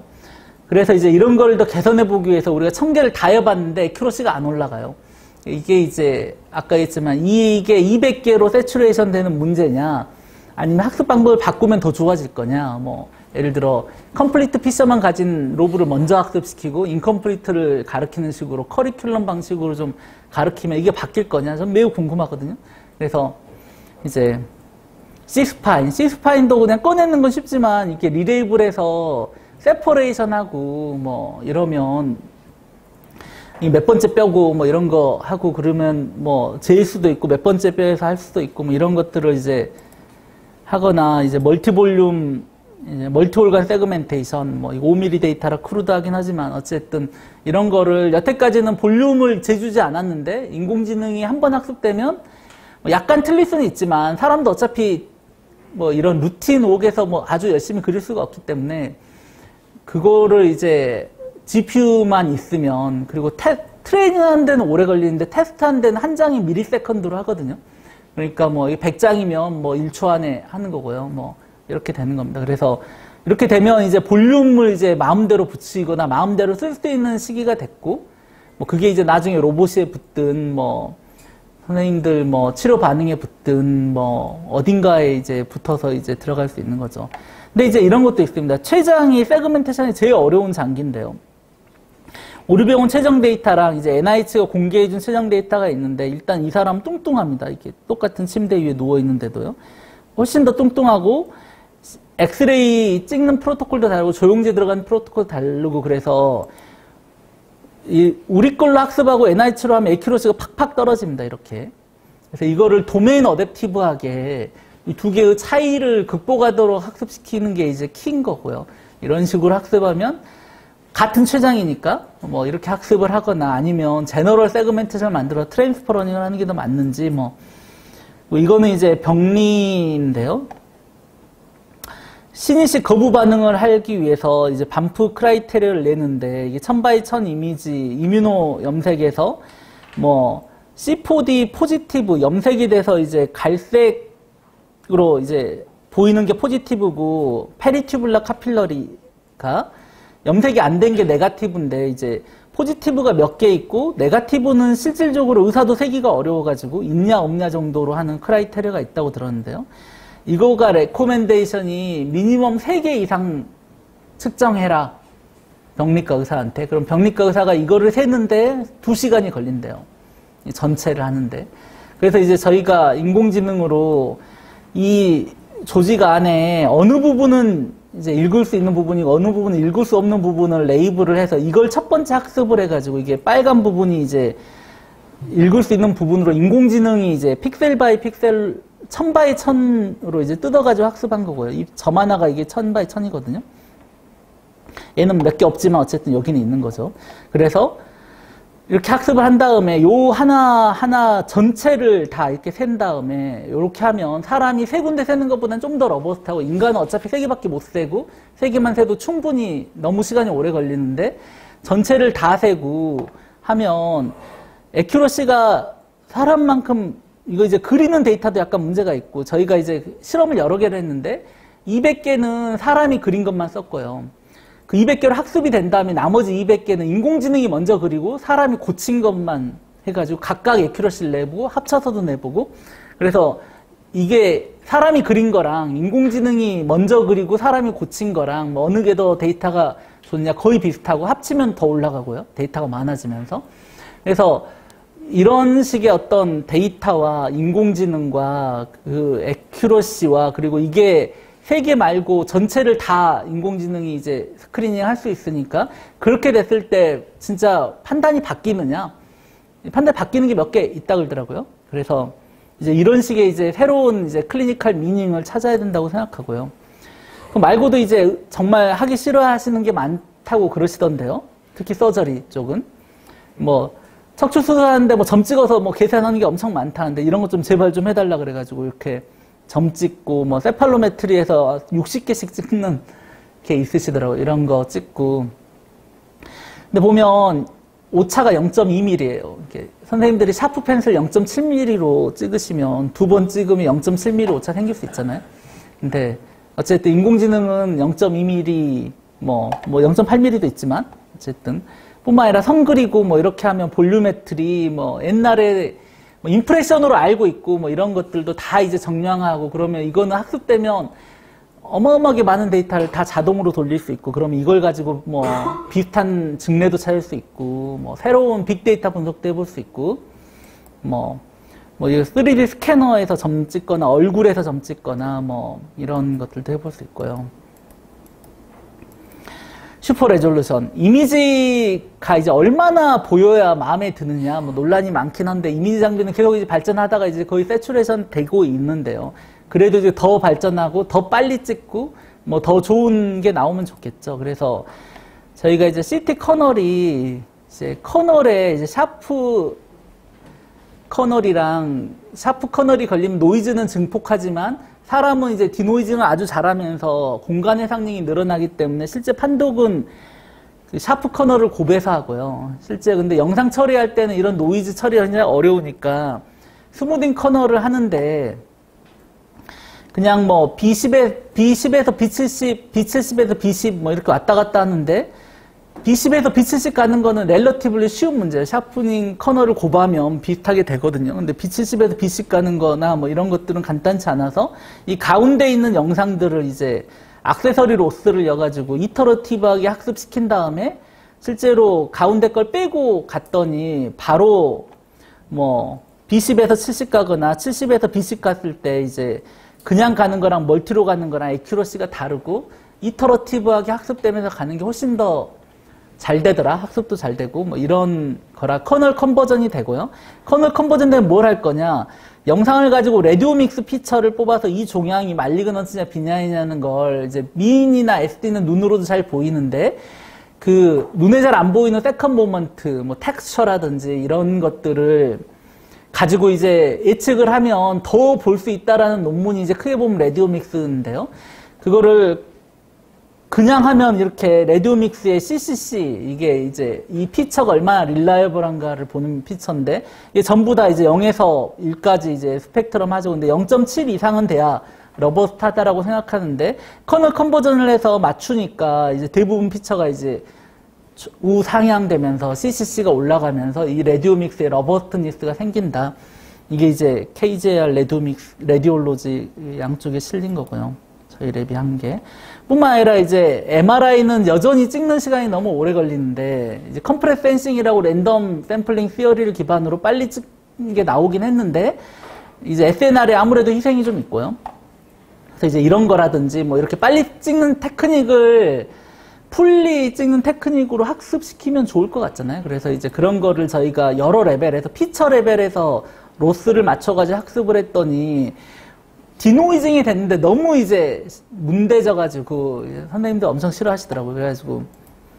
그래서 이제 이미지 투 이미지, 픽셀, 피처 레벨은 이제 추상 레벨만 맞는 거니까 노이즈를 맞추기가 어려우니까 픽셀 투 픽셀로 맞춰보니까 뭐 나름 이제 괜찮은 거죠. 이제 C겐으로 이렇게 학습을 한 거고요. 사이클겐은 이제 뭐 굉장히 좋은 아키텍처여가지고 이게 이제 슈퍼바이즈드로 이제 셀프 슈퍼바이즈는 이제 노이즈가 없는 영상에 인위적으로 노이즈 패턴을 집어넣고 학습을 시켜가지고 그리고 그걸 가져다가 이렇게 학습시킨 다음에 이제 프리딕션을 해보면 노이즈가 없는데 노이즈를 였는데 이 랜덤 노이즈가 학습이 안 됐어요. 셀프 슈퍼바이징은 새로운 걸 만들진 않지만 랜덤리스를 학습을 못하는 거죠. 그런데 이거는 이제 언슈퍼바이즈로 사이클릭 게인으로 이제 학습을 한 건데 이게 좀 복잡한데 어쨌든 이게 같은 데이 한자를 여러 번 찍었긴 한데 환자가 조금씩 움직였기 때문에 픽셀 바이 픽셀 코레스폰던스가 없어가지고 다이렉틀리 픽셀 바이 픽셀로 학습이 안 돼요. 그래서 언슈퍼바이 러닝으로 저희가 학습을 했는데 이제 나름 이제 장단이 있는 거죠. 보면 노이즈도 적당히 생겼고 SNR도 괜찮고요.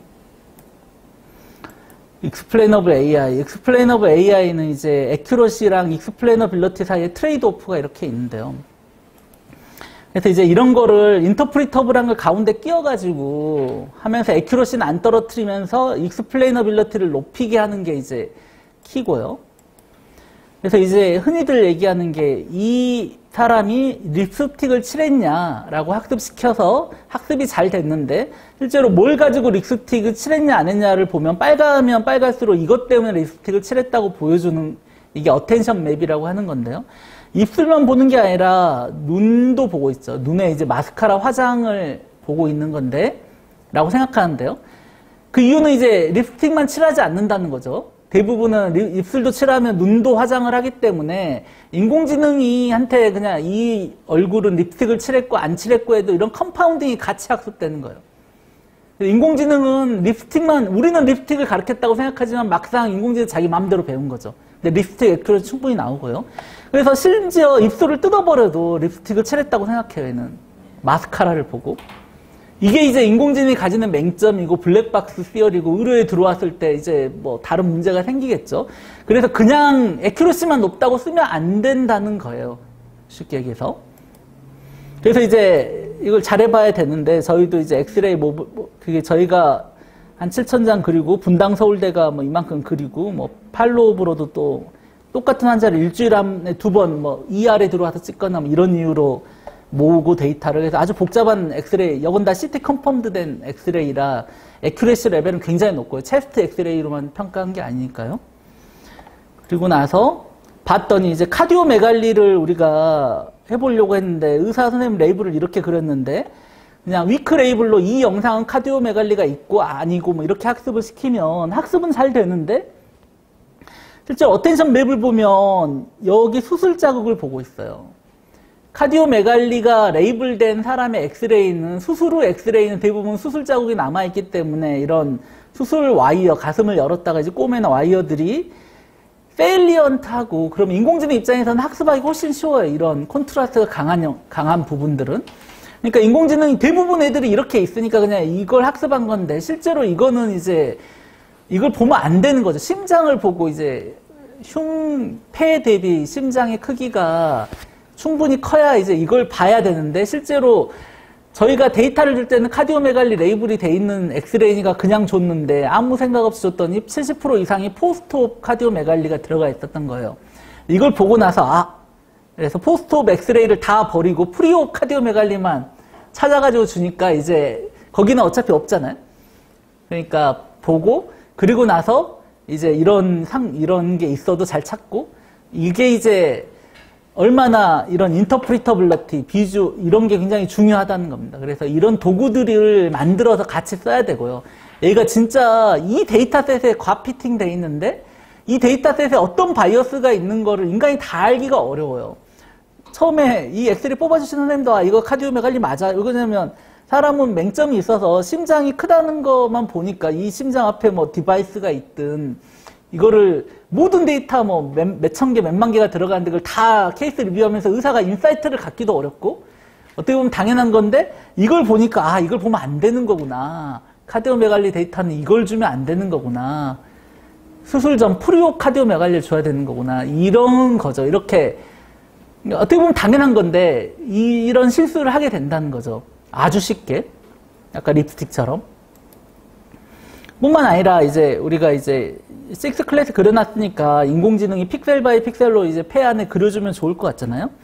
그래서 이제 CNN 학습을 쭉 해가지고 학습을 시켜봤더니 컨볼루션 레이어를 깊게 하면 깊게 할수록 이게 잘 구분이 되는데 이 이상부터는 이제 과피팅 될 것 같잖아요. 너무 잘 구분하면 이제 그 데이터만 되고 새로운 데이터는 잘 안 되니까 그래서 레이어 4 정도에서 자르고 그냥 우리가 인공지능의 가장 키가 피처를 러닝하는 거예요. 그 이제 우리 머신러닝을 하면 피처를 엔지니어링 내가 프로그램을 짜가지고 피처를 뽑아주고 그 피처를 머신러닝이 구분해주는 거기 때문에 사람이 핸드크래프트 피처를 만들어서 써야 되는데 실제로 딥러닝은 답만 주면 인공지능이 그걸 가장 잘 나눌 수 있는 피처를 스스로 찾는데 그 스스로 찾는 게 네오코그니트론 시어리 아까 그 컨볼루션 맥스플링을 통해서 만들어지는 그 시어리를 통해서 이제 찾는 거기 때문에 피처 러닝이 인간이 못 보는 레벨이나 인간이 못 만드는 것도 볼 포텐셜이 있다고 생각이 들고요.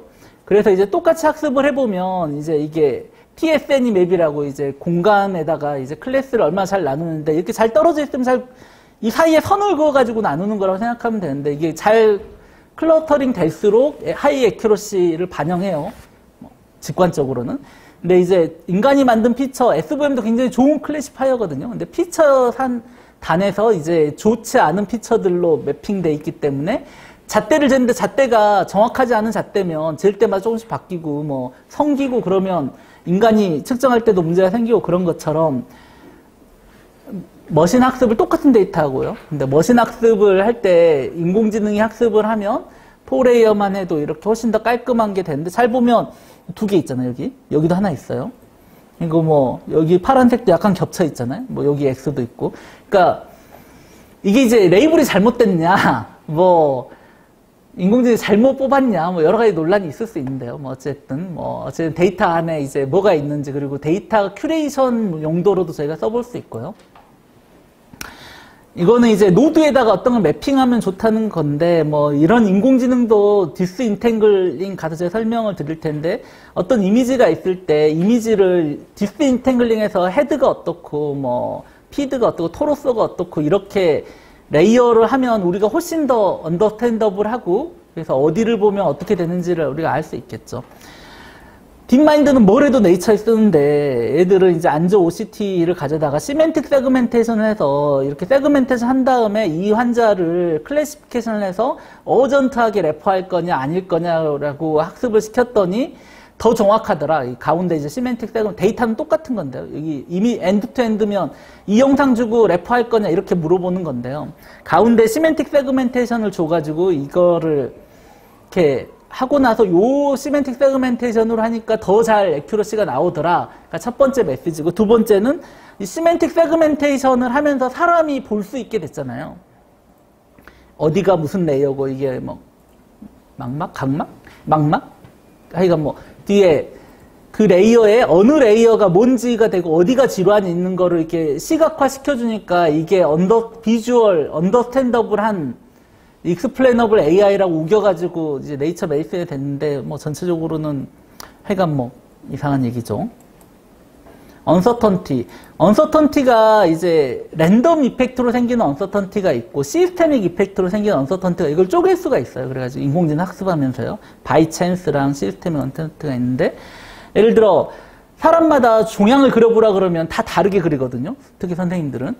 여러 레이블이 있을 때 그 레이블을 한꺼번에 학습해서 확률적으로 생성할 때마다 조금씩 다른 걸 하면 우리가 확률 분포를 만들어서 얘는 진짜 종양이고 얘는 50% 확률로의 종양 마진이고 뭐 이런 걸 만들어 볼 수 있겠죠. 이제 그런 걸 학습할 수 있게 이제 이런 확률 모델이나 베이시안 모델을 집어여 가지고 이제 세그멘테이션을 해보거나 뭐 게싱을 해보거나 이런 얘기들이 계속 들어오고 있고요. 리프로듀시빌리티, 아까 뭐 우리 CAD를 만들었는데 반복적으로 바이오 마커를 쓰려면 테스트, 리테스트 해야 되는데요. 그래서 이제 우리 에큐러시를 만들었고, 서울대랑 우리랑 익스트라 밸리데이션 했을 때 에큐러시 하고요. 근데 액시던틀리 뭐 일주일 안에 체스트 엑스레이를 찍으면 안 되지만 뭐 ER에 와서 찍거나 뭐 이럴 수 있으니까 그런 환자군만 뽑아가지고 의사랑 컴패리즌을 했어요. 이렇게 첫 번째에서 의사도 찾고 두 번째 팔로업, 일주일 후에 팔로업에 의사가 찾았을 때 똑같이 노즐에서 여기가 높을수록 이제 이건 리프로듀시블을 한 거죠. 이거는 4개는 이제 인공지능 프로그램이 한 거고, 이거는 이제 사람이 한 거고요.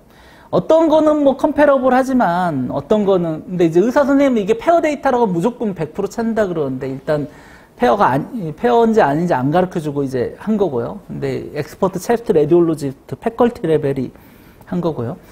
그래서 뭐 어쨌든 리프로듀시블 한데 어쨌든 인공지능 자체도 리프로듀시블하게 학습을 하거나 뭐 이래야 바이오마커로 쓸 수 있고, 그래서 이제 그런 거 신경 써야 되고, 그 말고도 이제 다양한 질환도 리프로듀시블 한 거냐 보면 어떤 거는 뭐 리프로듀시블 한 것도 있지만 어떤 거는 안 그런 것도 꽤 있죠. 그러니까 근데 이제 ER 상태의 엑스레이가 굉장히 상태가 안 좋더라고요. ER에서 찍기 환자 상태가 나쁘기 때문에 일주일 안에 의사 선생님이 비주얼로 병이 바뀌었다고 하진 않지만 ER 상황에서 찍는 거기 때문에 엑스레이가 이제 영상 퀄리티도 매우 다르고 그렇긴 한데 어찌됐든 뭐 이 정도 퍼포먼스가 나서 저희 메시지는 어쨌든 인공지능을 할 때 리프로듀서빌리티도 하나의 측정 마커가 돼야 된다. 이제 저희 생각이고요. 생성 모델이 엄청 많아요. 그 중에 갭만 이제 유명한데요. 실제로는 뭐 엄청 재밌는 생성 모델들이 많고요. 그 생성 모델들이 매우 괜찮아요. 뭐 보면 노멀라이징 플로우 모델이 뭐 이 중에 하나 있는데 이걸로 만든 것도 다 가짜 사람 얼굴이거든요. 이 셀레브리티 20만 장 가지고 이제 만드는 건데 뭐 그럴싸하잖아요. 그리고 뭐 이런 거 가지고 인터폴레이션 하면 이제 뭐 백인에서 뭐 흑인으로도 만들고 머리 긴 사람에서 이런 것도 만들고 뭐 이런 거 잘 되고. 그러니까 어쨌든 이런 생성 모델들이 쓸 데가 엄청 많은데 뭐 결국 적대적 뭐 위조 합해범이 뭔가를 만들면 감별사가 열심히 보고 두 개를 감별하는데 어느 순간에 이제 감별을 못하면 이제 둘 다 학습이 된 거죠. 그럼 이제 디스크리미네이터는 이제 둘 다 못하는 거니까 얘는 이제 바보니까 이제 버리는 거고, 제너레이터는 이제 랜덤 주사위 넘버를 주면 이걸 가지고 리얼 이미지랑 구분을 못하는 이미지를 생성하는 이제 거고, 랜덤 넘버에 따라 분포에서 랜덤하게 생성하는 건데 이제 논란은 많습니다. 이 분포 자체는 가우시안 분포 하나였기 때문에 실제로 우리 뭐 체스트 엑스레이 학습했다 그러면 체스트 엑스레이의 생성 정보량이 가우시안을 따르느냐, 뭐 정상은 따를 수 있는데 디지즈도 따르느냐 잘 모르잖아요. 그래서 근데 이제 이 겐이 노토리어스한 게 학습이 안 됐어요. 그래서 이제 뭐 10x10 뭐 100x100 뭐 이러고 놀고 있었다가 이게 2018년에 나온 건데 4x4부터 학습시켜가지고 이렇게 1000x1000까지 학습했더니 이렇게 나오더라. 뭐 이렇게 됐는데 이것도 문제가 많거든요. 아직도 리얼리티가 하지 않고 배경이 좀 이상하고 뭐 그렇긴 한데 얼굴은 뭐 매우 그럴싸한 겐이 나왔습니다. 그래서 저희가 그걸 이용해가지고 정상 엑스레이 7만 장, 디지즈드 엑스레이 9만 장을 학습을 했더니 여긴 정상도 2만 장 들어있고요. 그랬더니 뭔가 이제 그럴싸한 게 나왔어요. 그리고 이제 CT도 학습을 해봤더니 이게 다 가짜입니다. 사람에게 찍은 게 아니라 인공지능이 CT나 엑스레이의 분포를 배워서 생성 모델로 만든 거고요. 근데 이제 남자 여자를 안 가르쳐 줬더니 남자 여자 성기가 같이 있는 경우도 있고 뭐 재밌는 경우들 많이 생기는데 이건 매우 임프레시브합니다. 그러면 이제 뭐라고 싶겠습니까? 이미징 튜링 테스트를 했어요. 정말 영상학과 선생님 매의 눈을 가지고 있는 선생님들이 구분할 수 있느냐?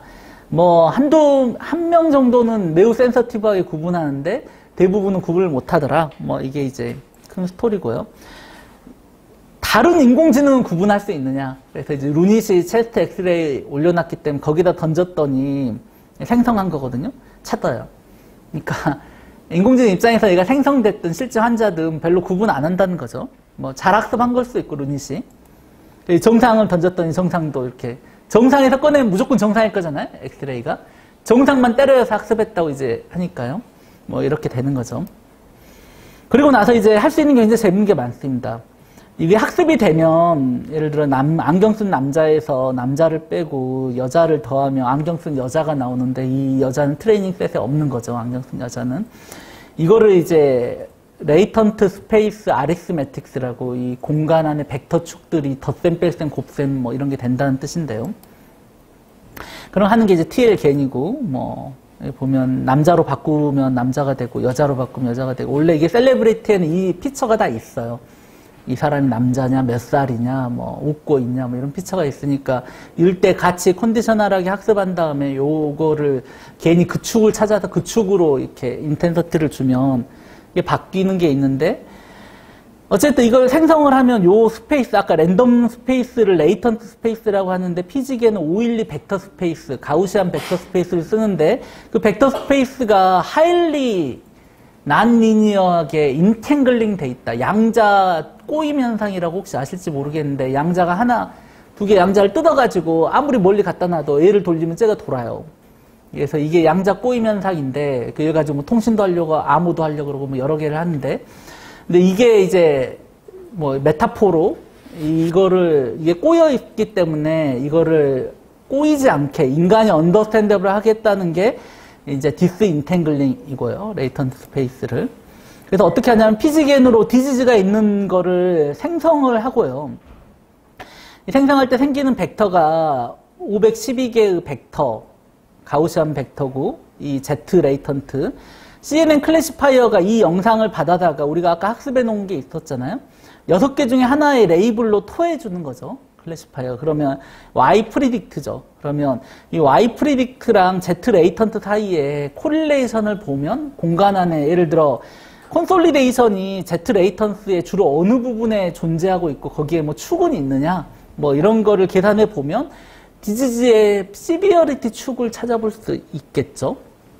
그래서 이제 그걸 한 겁니다. 그래서 생성한 다음에 클래시파이어 돌리고 이게 셀레브리티 같은 경우는 데이터 자체에 있었는데 엑스레이는 우리가 생성한 다음에는 없으니까 저희가 아예 클래시파이어로 그 레이블을 자동으로 갖다 붙이게 만든 다음에 그때 레이턴트들을 뒤집어 가지고 이렇게 GLM 리그레션에서 피처 엑시스를 찾아가지고 정상, 노즐, 플로라 에피전, 콘솔리데이션 뭐 이렇게 찾아보려고 한 거고요.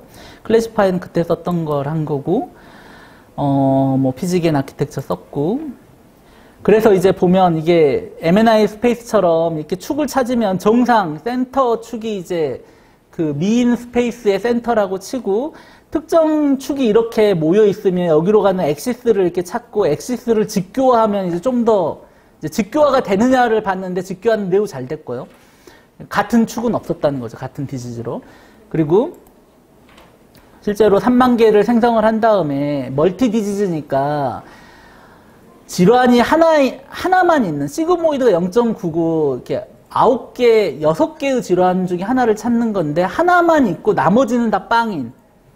이 엑스레이 안에는 질환이 하나만 있을 가능성이 높은 엑스레이만 3만 개 중에 선택을 했더니 12,000개. 이 제너레이터는 질환이 여러 개도 생성할 수 있기 때문에 그런 질환은 들어오면 인탱글링에 문제가 될까봐 퓨어 엑스레이 셋만 찾은 거죠. 다 가상에서 지금. 그리고 클래시파이어를 던져가지고 이 클래시파이어 애큐러시는 이만큼 되고요.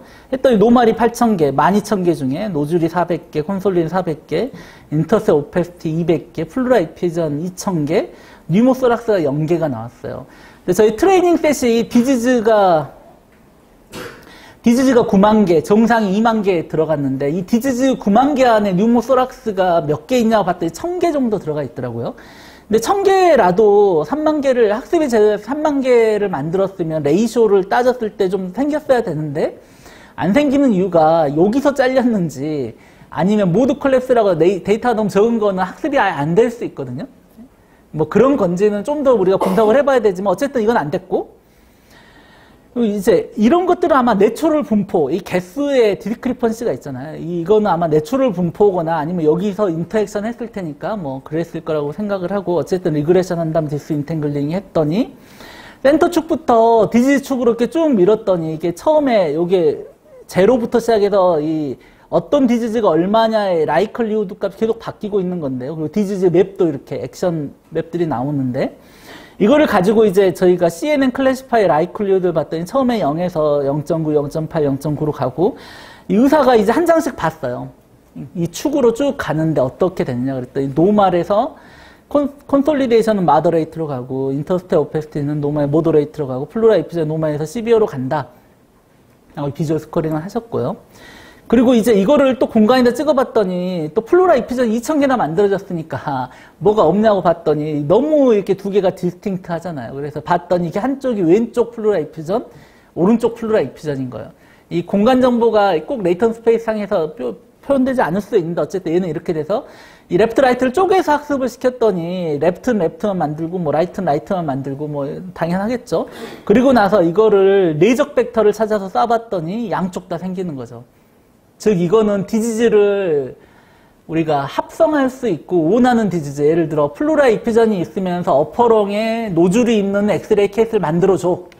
이게 된다는 겁니다. 벡터 축을 이용해가지고 거기에 랜덤 넘버를 약간 치면 약간씩 다른 엑스레이가 나오는 거죠. 이런 식으로 생성을 하는데 우리가 원하는 식으로 생성을 해야 이제 가치가 있는 거잖아요. 그래서 이제 요즘 하고 있는 게 그런 거고, 뭐 세상이 계속 발전을 해서 신기한 것들이 계속 나오는데 이제 스타일을 이거에 젠더, 에이지, 헤어랭스, 글래스, 포즈 4개는 픽스돼 있어. 이거 소스에. 나머지 거는 전부 다 이거를 따라서 고치고 있는 겁니다. 그러니까 우리가 뭐 예를 들어 어떤 환자 케이스에서 뭐 에이지, 섹스 뭐 이런 건 하고 이런 건 픽스 시켜놓고 다른 사람의 환자 걸 가져다가 하면 이거는 보존하고 이거 나머지 건 이거를 따라가서 두 개를 합성해서 원하는 레벨에서 합성할 수 있다는 거예요. 디지즈는 얘한테 가져오고 몸통은 얘한테 가져오고 뭐 이런 식으로 합성을 하면 우리가 이제 뭐 데이터를 뭐 제너레이션 할 수 있지 않겠느냐. 그리고 이제 이게 512 축이기 때문에 어느 스타일에서 학습하냐에 따라 코어스를 하면 완전히 다른 게 되고 뭐 미드를 하면 뭐 이게 이제 노이즈 레벨인데 어떤 거에다 웨이트를 주냐에 따라 이제 얼굴들이 어느 레벨의 스타일을 건들면 얘가 어떻게 바뀌는지. 근데 실제로 이제 겐이나 이런 제너레이션의 많은 문제들이 이제 거의 다 해결됐고요. 근데 그래서 이제 겐 오그먼테이션으로 원하는 디지즈 패턴을 만들고 원하는 정보를 생성해가지고 할 수 있겠느냐. 누구는 이게 이제 새로운 정보를 안 준다고 하는 사람들도 있고요. 지금 이제 그런 것도 연구를 해봐야 됩니다. 그래서 우리가 디지즈를 만들었을 때 결국 트레이닝 데이터를 아웃퍼폼 할 수 있는 거냐. 이것만 보면 뭐 아웃퍼폼 할 수도 있을 것 같긴 한데 이제 막상 이게 데이터 수랑 뭐 하이퍼 파라미터 수랑 뭐 여러 가지가 같이 인터랙션 되니까 지금 결론 내리기는 어렵지만 어찌됐든 뭐 그렇다는 거고요. 노벨티. 우리가 근데 어찌됐든 의료는 애큐러시가 중요하잖아요. 그래서 애큐러 낮은 걸 쓸 수가 없는데 슈퍼바이 러닝의 애큐러시가 조금씩 항상 높아요. 근데 슈퍼바이 러닝은 밸런스도 있어야 되고 N이 충분해야 되는데 이게 미국 신검에서 탈락한 이유인데요. 액티브 TV가 있어서 300명 탈락했고요. 쭉 내려가다 보면 하나도 있고 두 개도 있고 이거를 디텍션을 하려 그러면 두 개짜리 어떻게 학습시킵니까? 이거는 겐도 안 돼요. 쉽게 얘기해서. 두 개짜리를 10년 모으면 20개고 100년 모아봤자 200개잖아요. 그러니까 어찌됐든 이런 것들이 이제 문제인데 그래서 아웃 오브 디스트리뷰션이라고 겐으로 이 바운더리를 제너레이션하고 이 바깥쪽 바운더리냐 인아웃 테스트를 해보거나 뭐 아노말리 디텍션을 해보거나 뭐 여러 가지가 있어요. 그 중에 이제 아노간이 있는데요. 이게 멜버른 그룹이 레디올로지에 실은 건데 이게 정상을 생성하는 겐을 만든 다음에 어떤 디지즈가 있을 때 그거랑 가장 가까운 정상을 생성한 다음에 빼가지고 콘트라스트를 보는 건데 이게 C겐으로 만든 거라 200바 200밖에 안 되고 애큐러시가 형편없죠. 이거는 이제 오토 인커더를 가지고 팻을 만든 건데 팻 정상만 학습해가지고 팻 제너레이션 한 다음에 두 개를 빼니까 디지즈 영역이 나오더라. 한국에서 한 거고요. 한 6점짜리 저널에 실렸습니다. 저희가 아까 정상만 학습한 겐이 있었잖아요. 그래서 어떤 디지즈가 있는 걸 가져다가 저 가장 가까운 정상을 그거를 이터러티브하게 이제 트래버스 해가지고 안 오겠니? 가장 비슷한 걸 찾은 다음에 빼면 이제 뭐 여기 나오죠. 근데 뭐 이런 것도 나오고 뭐 이렇게 잘 되는 데도 있지만 폴스 파이트가 너무 많죠. 그래서 요즘에 이제 이런 걸 폴스 파이티브 리덕션을 하고 있고요. 이게 이제 리버 메타, 뭐 본 해모리지, 이게 이제 블리딩, 트라우마 환자의 이제 블리딩인데 본 메타도 이제 찾았고요. 어센딩 에올타 딜라테이션도 실제 정상에서 이렇게 큰 게 나올 수가 없으니까요. 뭐 그래서 이렇게 하면 실제로 의학 자체도 정상을 가르치고 디지즈를 이제 배우는 식으로 간다고 하는데 디지즈를 가르치는 게 아니라 정상만 가르치고 디지즈는 애가 못 만들기 때문에 컨트라스트를 만들어 가지고 빼는 방식으로. 근데 디지즈가 너무 커지면 아예 정상이 없을 거니까 이제 그런 건 안 되는 거고요. 이것도 이제 문제가 많습니다. 폴스 파지티브 많은 거 줄여야 되고요. 어쨌든 이런 걸 다 해서 이제 병원에 쓰려고 그러면 팩스에 붙어야 되는데, 저희가 이제 15년 동안 이제 폐를 뜯어다가 뭐 수많은 것들을 했는데요. 그래서 로브도 자르고, 로브별 엠피제마도 재고, 뭐 에어웨이에서 에어웨이도 재고, 아테리베인도 나눠서 재고, 인스퍼레이션, 익스퍼레이션 있으면 뭐 그 에어 트래핑이나 뭐 이런 것들도 재고, 뭐 이런 거를 노 휴먼 인텔 다 딥러닝으로 이제 저희가 바꿔가지고 이제 커머셜리 같이 하고 있는 건데요. 200개 정도를 였더니 94%가 사람이 고칠 필요가 없겠다. 이제 이렇게 되면 이제 앞으로는 차트 리뷰를, 케이스 리뷰를 일일이 눈으로 할 필요가 없이 내가 어떤 환자가 오면 어떤 파라미터의 분포 중에 이게 어디 있고 이렇게 된 사람을 찾아달라 그러면 이제 그걸 찾을 수도 있고, 어떤 환자가 오면 인공지능이 자동으로 계산해가지고 가장 비슷한 환자나 뭐 이런 빅데이터 팩스가 이제 되는 거죠. 그래서 이것도 지금 구현해가지고 이제 저희 병원에 지금 심의위원회에 올라가 있는데 언제 사실지는 잘 모르겠지만, 근데 이거를 좀 더 나가보면 이런 이제 계측점의 특성이나 의학적인 미닝뿐만 아니라 이제 엔드 투 엔드로도 찾아보고 싶잖아요. 이미지, 인공지능이 비슷한 시밀러의 개념을 배우면 인공지능이 그거에 가장 맞는 피처를 뽑을 거고, 근데 이제 시밀러의 개념이 간단치 않더라고요. 근데 어찌됐든 DILD 같이 좀 레어하면서 2차 의료기관에서 자기가 치료할지 상급기관으로 보낼지 잘 모르는 경우 이미지만 던지면 이미지의 뭐 아산병원, 삼성병원 데이터에서 가장 가까운 케이스를 찾아서 그 환자가 언제 들어와서 무슨 약을 처방받고 어떻게 됐고 이런 걸 보면서 하면 좋을 거다. 그래서 NIH가 리시스트라고 캔서 드럭 트라이얼 할 때 종양 개수를 세주는 DB가 있는데 이걸 다 공개를 했습니다. 32,000개. 그리고 나서 트리플렛이라는 걸로 공간 정보를 학습을 시켰는데 비슷한 종양이 같은 색인데 그 비슷한 공간에 있는 거를 보시면 이게 이제 같은 종양은 같은 공간에 찍을 수 있으니까 CBIR을 만든 거고요. 우리도 이제 이런 거를 설계해가지고 정말 인공지능 레벨에서 뭔가를 해보자. 뭐 그래서 엑스레이도 하고 DILD도 하고, DILD 해봤더니 팔로업 CT 중에 노체인지라고 컨펌된 것 중에 탑3, 탑5가 한 80% 들어오고요. 비주 스코링을 5 스케일로 해봤더니 0.38 정도 되고, 이거 진짜 쓸만하겠다 의료에서. 뭐 이렇게 해서 이것도 이제 임상에서 좀 써보려고 지금 생각 중이고, COPD도 아까 그 피처 레벨에서 했더니 약간 떨어져요. 인공지능을 쓰는 게 아무래도 좀 더 낫고, 이제 이거는 이제 하나하나가 이제 독립된 의미가 있으니까 뭐 하는 거고요. 뿐만 아니라 비디오 같은 것도 비슷한 걸 찾아볼 수도 있고요. 뭐 이제 의학적인 콘텍스트 중에 비정형 데이터. 그렇지, EMR이 뭐 정형이라고 하지만 안에는 비정형도 엄청 많잖아요. 비정형 데이터들도 다 이런 식으로 학습시켜가지고 비슷한 거를 다 찾아서 뭔가 해볼 수 있고, 또 이런 걸 가져다 딥 레디오믹스로 영상 레디오믹스 피처뿐만 아니라 딥 피처도 학습해서 뽑아가지고 뭐 서바이벌, 뭐 지인, 뭐 클리니컬 스터디 같은 거를 해볼 수 있고요. 그래서 뭐 레디오믹스는 그냥 뭐 영상에서 오믹스를 뽑아서 하는데 기존 오믹스보다도 잘 될 거냐 해봐야 알고요.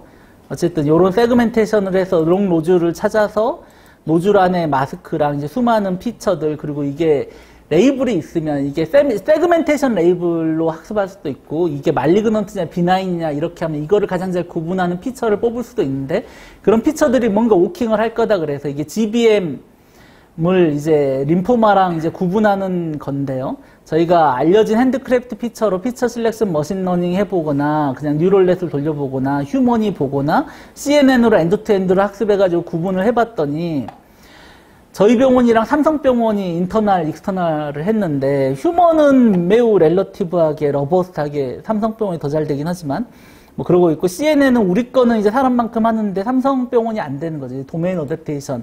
데이터가 너무 적더라고요. 레어한 질환이라.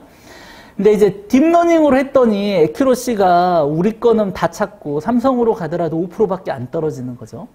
이거는 CNN 컨볼루션을 안 쓰고 그냥 딥 멀티레이어 퍼셉트론으로 한 거고요. 머신러닝을 했더니 머신러닝 애큐러시가 좀 떨어지고 엑스트라빌레이션에서도 좀 떨어지는 이런 형태가 나왔고요.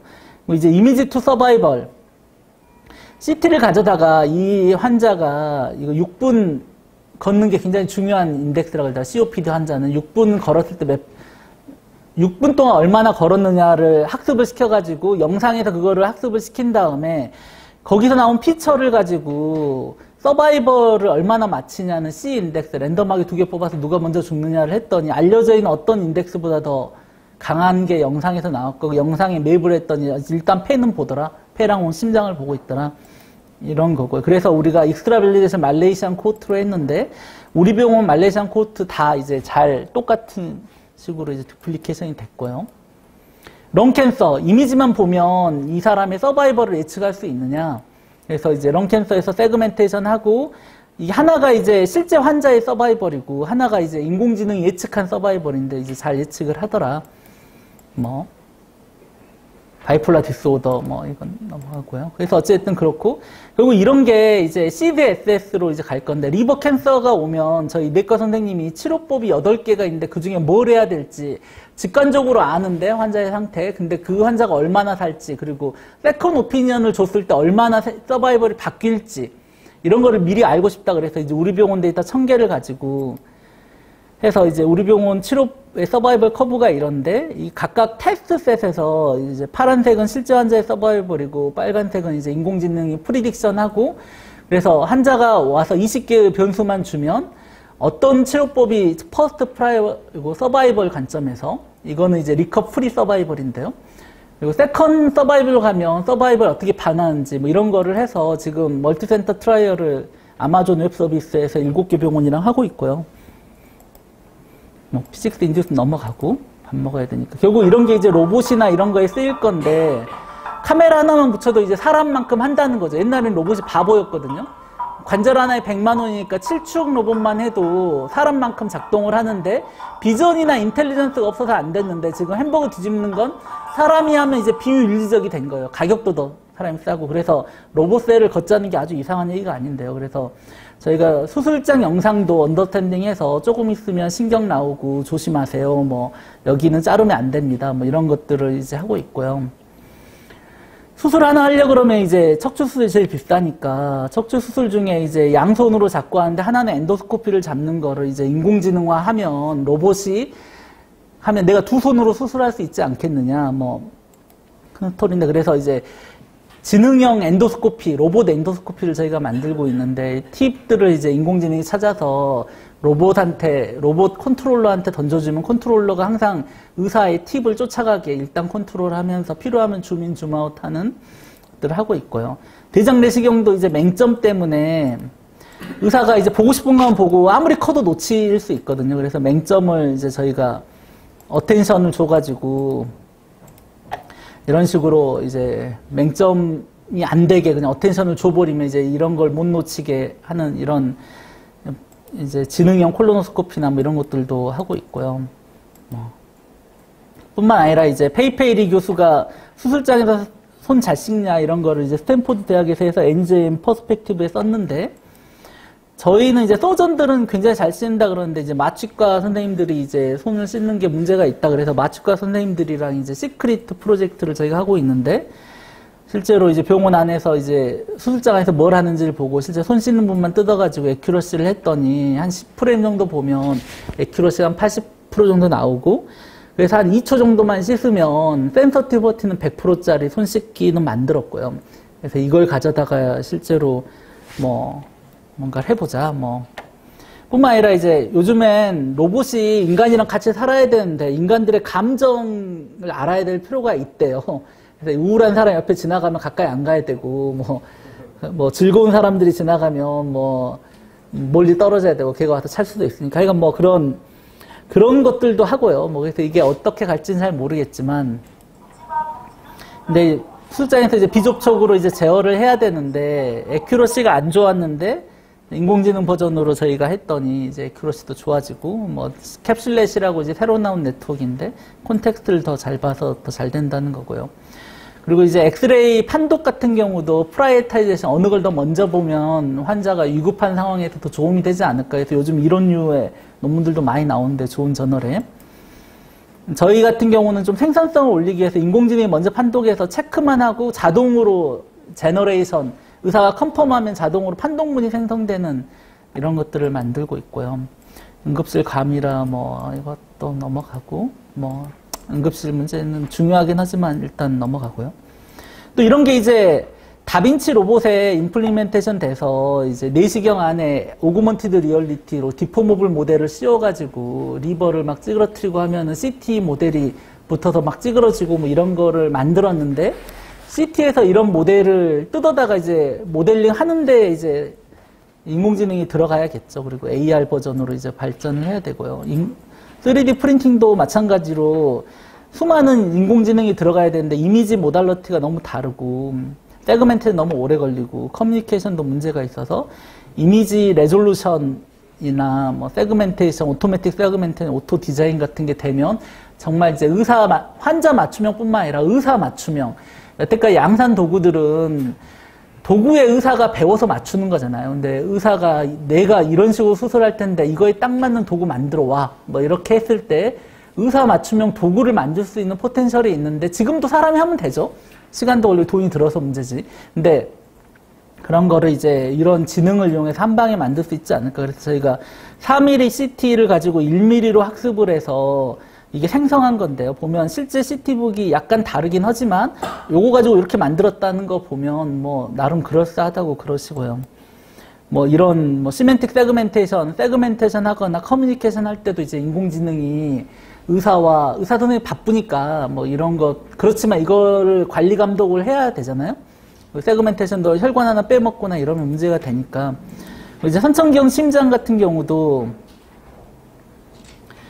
이게 이제 뭐 환자마다 기형 정도가 굉장히 달라서 이걸 어떻게 하느냐도 중요하고 실제로 미리 해볼 필요가 있는데 뭐 안창살 느낌으로 만들어 달라고 했는데 요거를 이제 찍기도 어렵지만 세그멘테이션 하는데 방사선사가 8시간 정도 걸리거든요. 그래서 저희가 인공지능으로 학습을 해가지고 인공지능이 일단 한 10초 만에 다 그리고 틀린 것만 이제 사람이 고치는 식으로 이제 바꾸는 식으로 그런 것들을 해서 이거는 이제 숙가돼가지고 이제 이 수술하는 선생님들이 별로 없긴 한데 뭐 어찌됐든 계속 이제 이게 또 경우가 해본 적이 별로 없어가지고 못 하시는 것도 있어서 이제 이런 케이스를 많이 만들어가지고 일일이 경험을 해보면서 또 환자 케이스도 아주 인공지능을 쓰면 인건비도 적게 들어가고 더 어떻게 보면 더 정확할 수도 있고 사람이 컨펌해지는 식으로 해서 이제 이건 신의료 기술 통과를 해서 숙가도 나왔고요.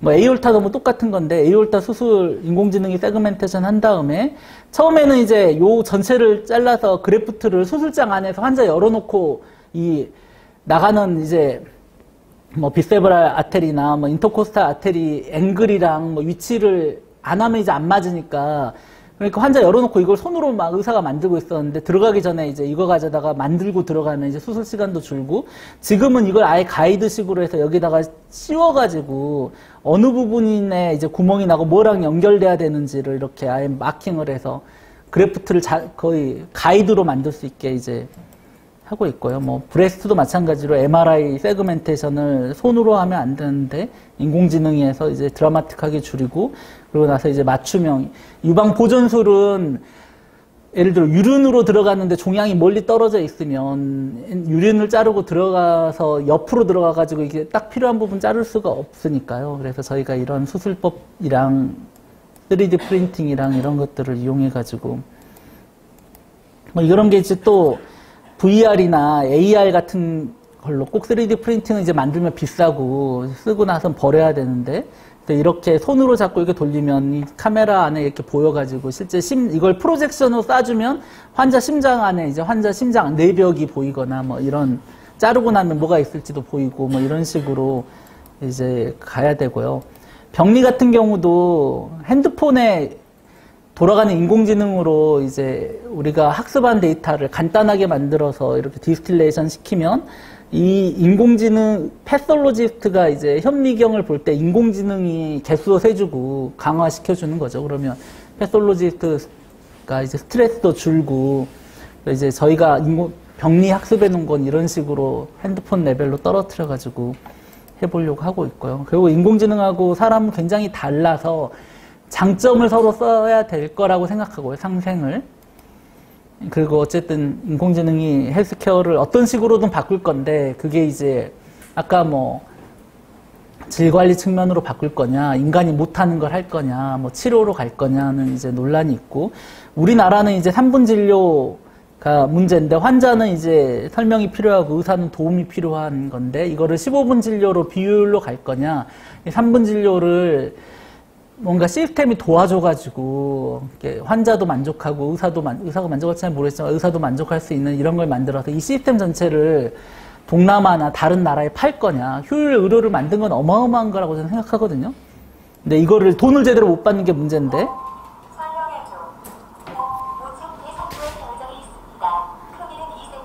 저희가 생각하는 게 이제 이런 건데요.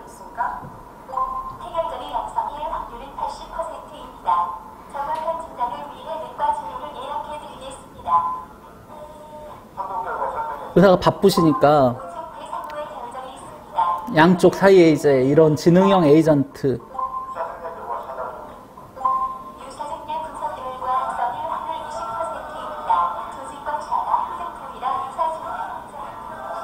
환자한테 설명하기 쉬운 걸로, 물론 이게 다 이제 경제적인 거랑 상관이 있는 건데 우리가 얼마나 어디까지 페이할 거냐, 또 이런 걸 통해서 없어지는 것들이 또 있을 거잖아요. 뭐 예를 들어 3D 프린팅 같은 경우 의료기기 유통이 없어질 수 있거든요. 근데 이제 그런 거를 가져다가 이런 신의료를 가져다가 어디까지 쓸 거고 뭐가 가치가 있을 거냐.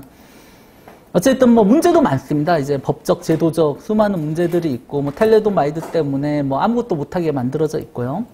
FDA는 어찌됐든 그런 거를 뭐 선제적으로 해서 뭔가를 해보고 하고 있는데 어쨌든 우리나라는 주민번호나 의료 수준이나 서바이벌 데이터도 잘 모을 수 있고 산업 인프라가 잘 있기 때문에 저는 우리나라가 가치가 있다고 생각하고요.